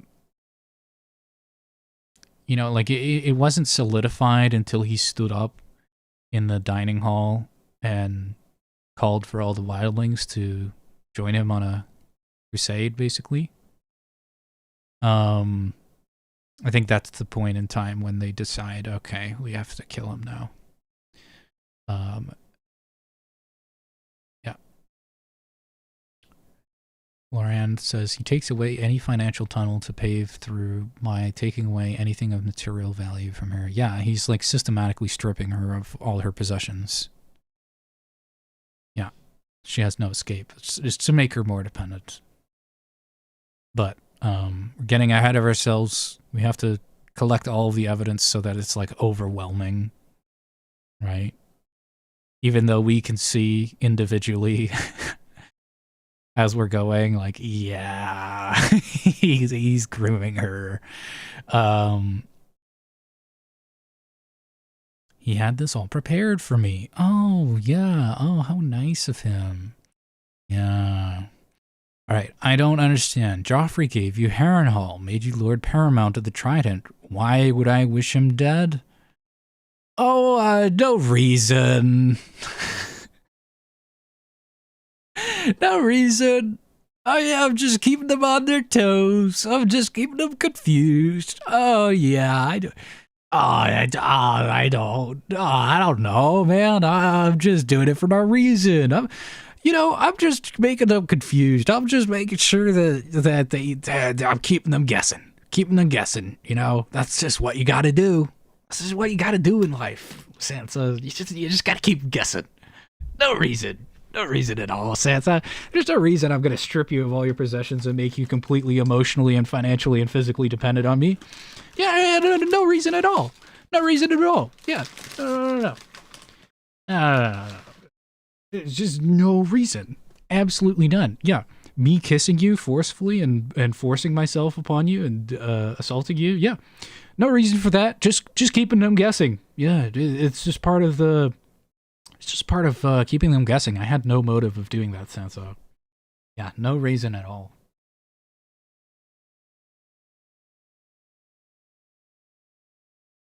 There's no reason, guys. I mean, it's in the text, right? Textual evidence that he had no motive.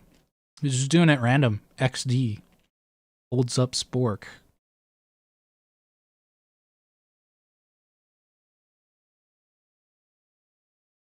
No reason. Ugh. This is just so funny.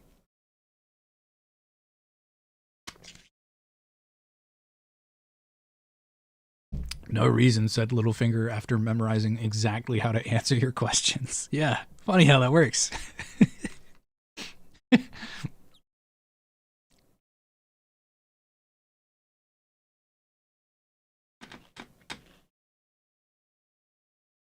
It was for the good of the realm, Sansa. It was because I'm a nice guy.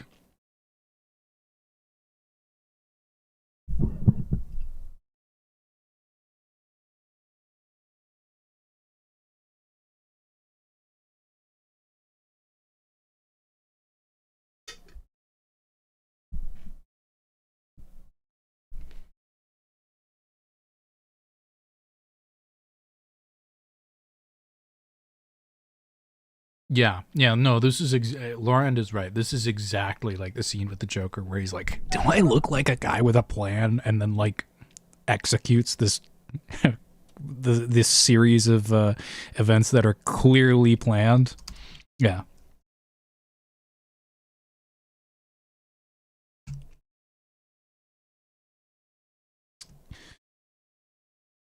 When Sansa questions Littlefinger's motive, Baelish deflects and redirects again. He claims that he had no motive for killing Joffrey, that he did it randomly to keep people on their toes.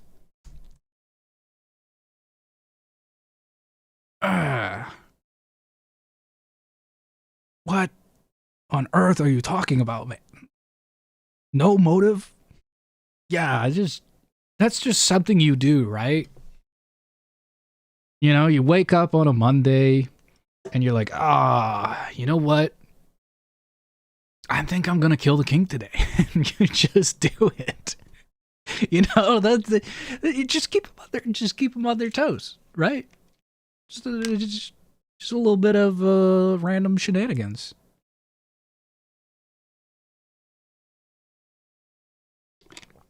I can't even get into this. I need to put a placeholder here.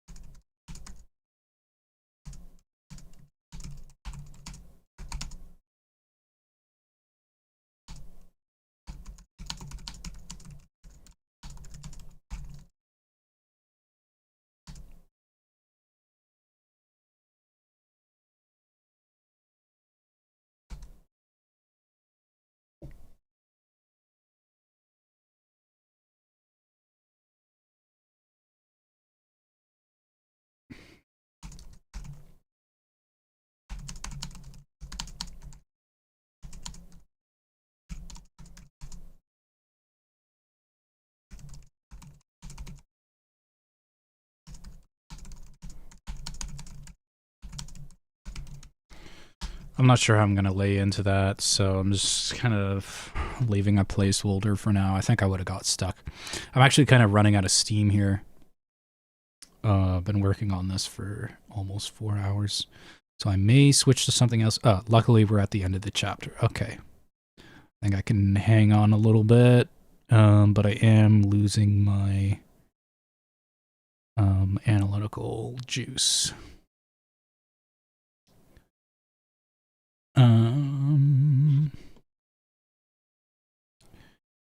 The only game, the Game of Thrones. What an edgelord thing to say. You are old enough to know that your mother and I were more than friends. There was a time when Kat was all I wanted in this world. I dared to dream of the life we might make and the children she would give me. She was a daughter of Riverrun and Hoster Tully. This is half true. I mean, from Baelish's perspective, this actually is true. It is true that she's all he wanted. It is true that he dreamed of this. And it is true that this was a large part of what was in his way.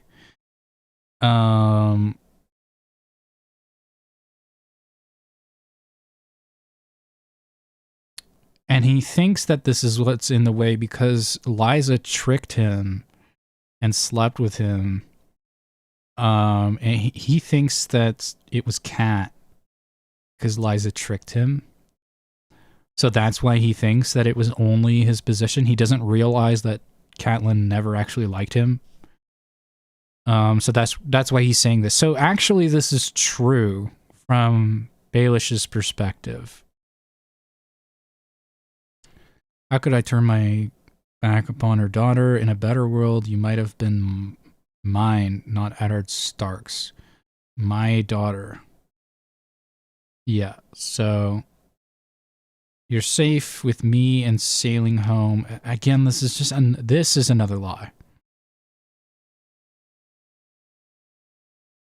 This is another lie. Everything after this, because this is not true, but it's not a lie from Baelish's perspective, because he thinks that it's true. But everything after this is false.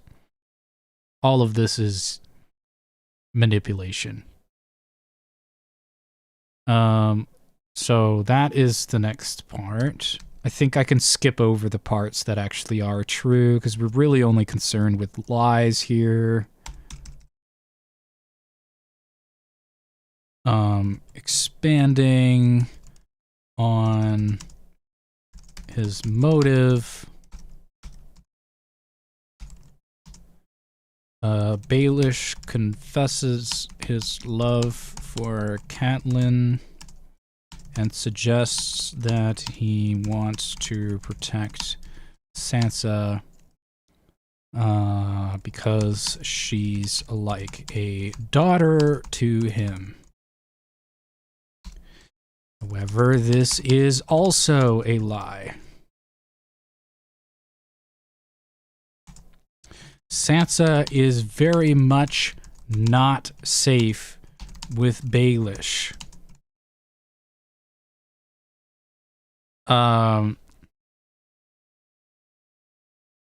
Baelish puts her in constant danger. She is almost violated by the bard. I forget his name. Liza is suspicious of her and almost kills her. The Lords Declarant are also suspicious of her. What else happens to her?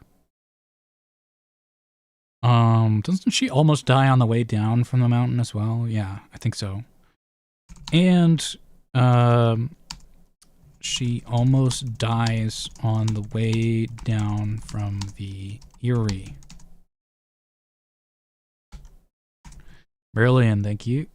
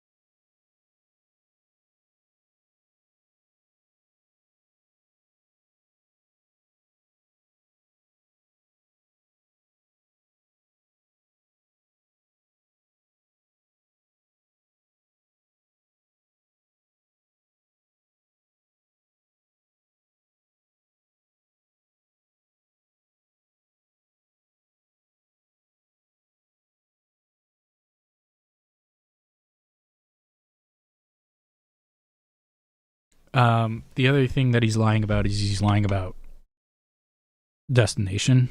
He says they're sailing home. They're not sailing home. Even if we're saying it's Baelish's home, I don't think Baelish considers this home. Right? He hasn't been there in 10 years. It's kind of a dump. And he spends like all of 2 seconds there.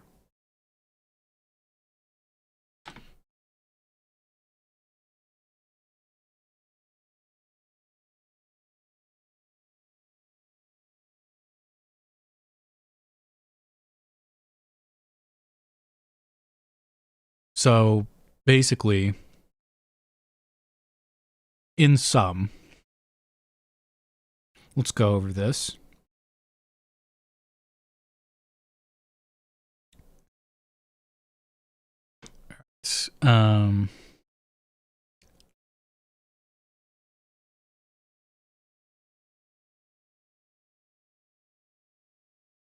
The worst is past and done. Yeah, that's also a lie.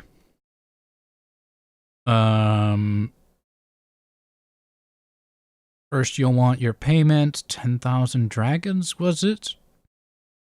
That's kind of true, but he's lying by omission because he's not telling Dantos what he's about to do to him that he's been planning on doing.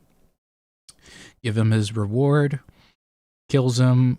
It's technically not a lie, but come on, that's manipulative. We're going to count that as a lie. You killed him. Well, he was kind of not really worth anything. That's actually kind of true. But it's a deflection, so counts as a lie. He saved me. Well, he sold you out. Again, that's kind of a deflection because he did, even though he was paid for it, he did do it. You didn't do it, Baelish. You could have done it. And then lying about that. The gold cloaks are under his pay, so that's a lie. And then if he's working with Varys, that's another lie. Dantos, he sold you out and he would have sold you again, maybe. Bag of Dragons buys silence for a while, but Quarrel buys it forever. That's lying by omission, not really telling her why he needs to be silent forever. Like, why specifically? Oh, he did at my behest. We have no reason to suspect that this is a lie. Yet. I dared not befriend you openly. I knew I could use him as a tool. This is priming, so that's manipulation again. You can count that as a lie. Is it all lies forever to everyone? Oh yeah, everyone but me. That's a lie. Come to the Godswood tonight. That's priming.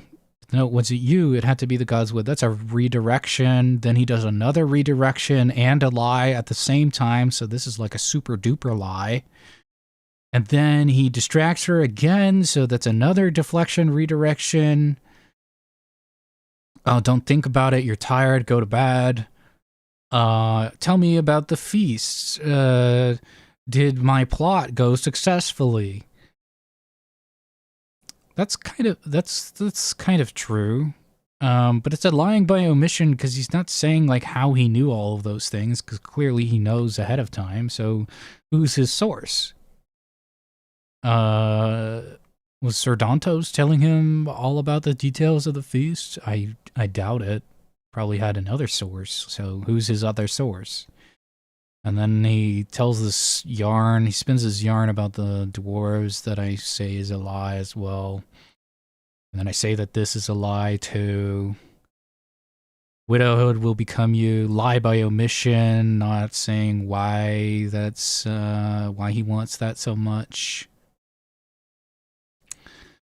Oh yeah, we were in such a rush. Yeah, that's just complete hogwash.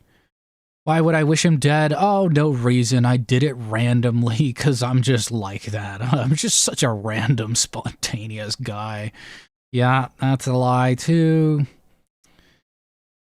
Oh, yeah, and then this is actually true. And then, now, it's all just priming for another lie, right? Because he's using this to build legitimacy for the other lie. So actually, we can count this as a lie.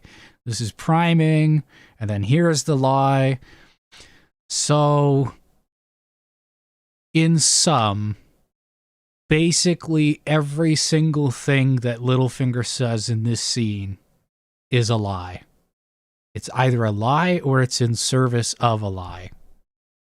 Every single thing he says in this scene is not true. It's dishonest. It's manipulative. That is kind of crazy. Not even Varys approaches that level of lying. That is impressive.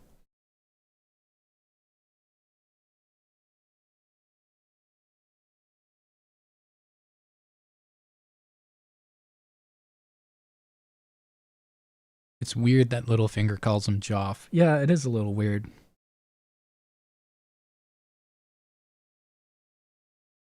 But nothing to really divulge from that. It just kind of happens.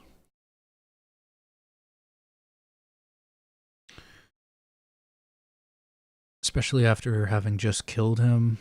I think it just indicates that he just doesn't care about Joffrey, which again doesn't really say much. I don't think Littlefinger really cares about anybody.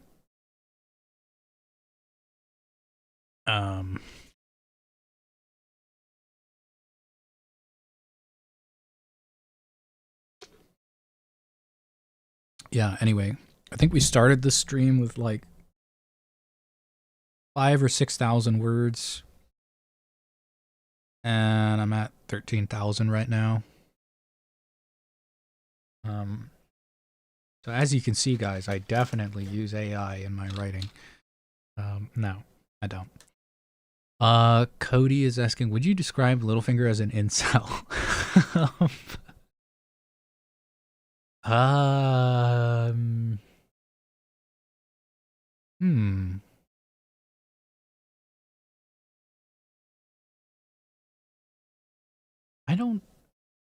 I don't think so. He's kind of like in that sort of sphere though, right? He has some harmful ideas about women. He's kind of similar to Quentin in that he thinks, as we can see from this quote, he thinks that the only reason he couldn't be with Catelyn was because he wasn't important enough. So he's more like, I think he's more like Quentin than he is an incel. I'm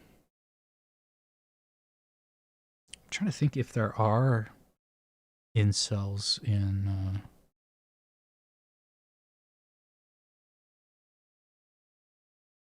yeah, he does have incel energy, but I don't think he's really an incel. Like, there is a lot of overlap in his beliefs, but really he definitely has problematic views about women. Definitely. Cody is saying he owns a brothel, but when he goes to kiss Sansa, it's like he's never kissed a girl before. But we know he's kissed a girl before. Catelyn remembers kissing him, and he remembers kissing Catelyn, right? They play the kissing game, so he has kissed a girl before. And also Lysa has slept with him at least twice and is confirmed to sleep with him a third time. So I don't know. Like on a technical level, no. Also with the ideologically, he doesn't completely fit, but he is in that kind of sort of political, ideological area. He does have vibes. Yeah, he does have incel vibes. But I don't know if I would use that word to describe him. The first word that comes to mind when I think of Littlefinger is creep. that's the first word that comes to my brain. Yeah, creep. When I think about Varys, first word off the top of my head is liar. And when I think about Littlefinger, the first word that comes to mind is creep. He's a creep. Spends 2 books. I'm not sure what that word means, but I'm assuming it means like grooming Sansa, because that's what he's doing. He's grooming her. And it's very uncomfortable for everybody. So, yeah. That's... Oof. Also, oh my god, he says some things in the Winds of Winter that are just like physically painful to me. Yeah.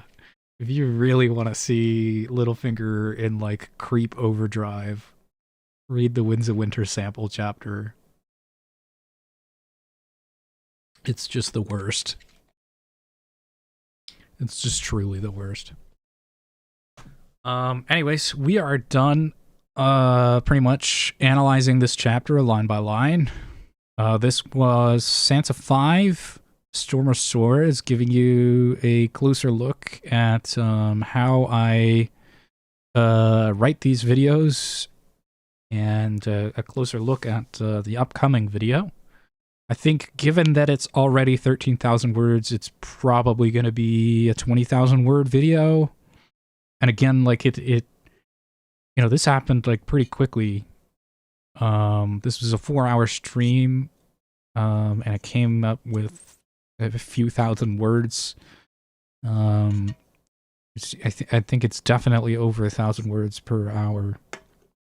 And I still have some cleaning up to do here. I like to clean up sections as I go before moving on to the next section, so I will have to do some work off stream doing that. Again, you just do placeholder stuff. So it's placeholder stuff. You know, I'm just showing you guys. I really don't. I'm not using AI like people are suggesting or asking about. So this is the second time I've written a video on stream. I hope this closes the issue. I need to rest my brain. So there's two things that I have to do. I have to go relax before I get back to this. I also should eat. Eating is going to take me a while. And I'll probably be playing video games, I guess, if I'm honest.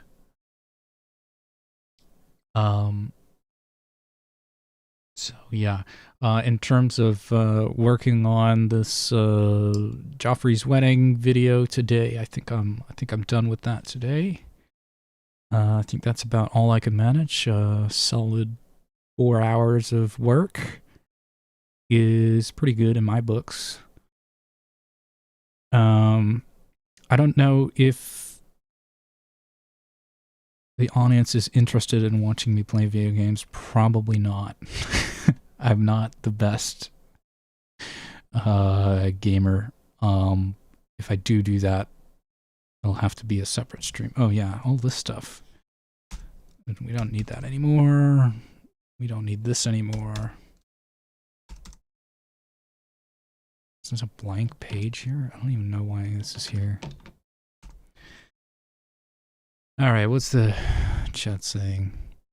I don't think he'd listen to Andrew Tate so much as be a competitor. He'd be one of those people who hangs out in the Red Pill Reddit forums to find new marks for their own grift. Yeah, Baelish is probably a grifter. I mean, he is a grifter in this world, so he would be some kind of grifter, online grifter for sure, yeah. He seems like the type of guy to have, you know, one of those podcasts. The irony of me doing that while I'm basically doing a podcast is not lost on me.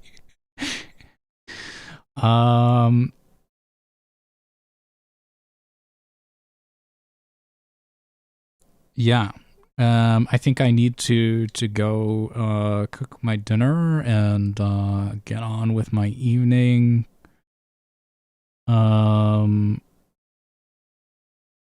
Yeah, let me know if you want me to do a video game stream, but I'm gonna guess no.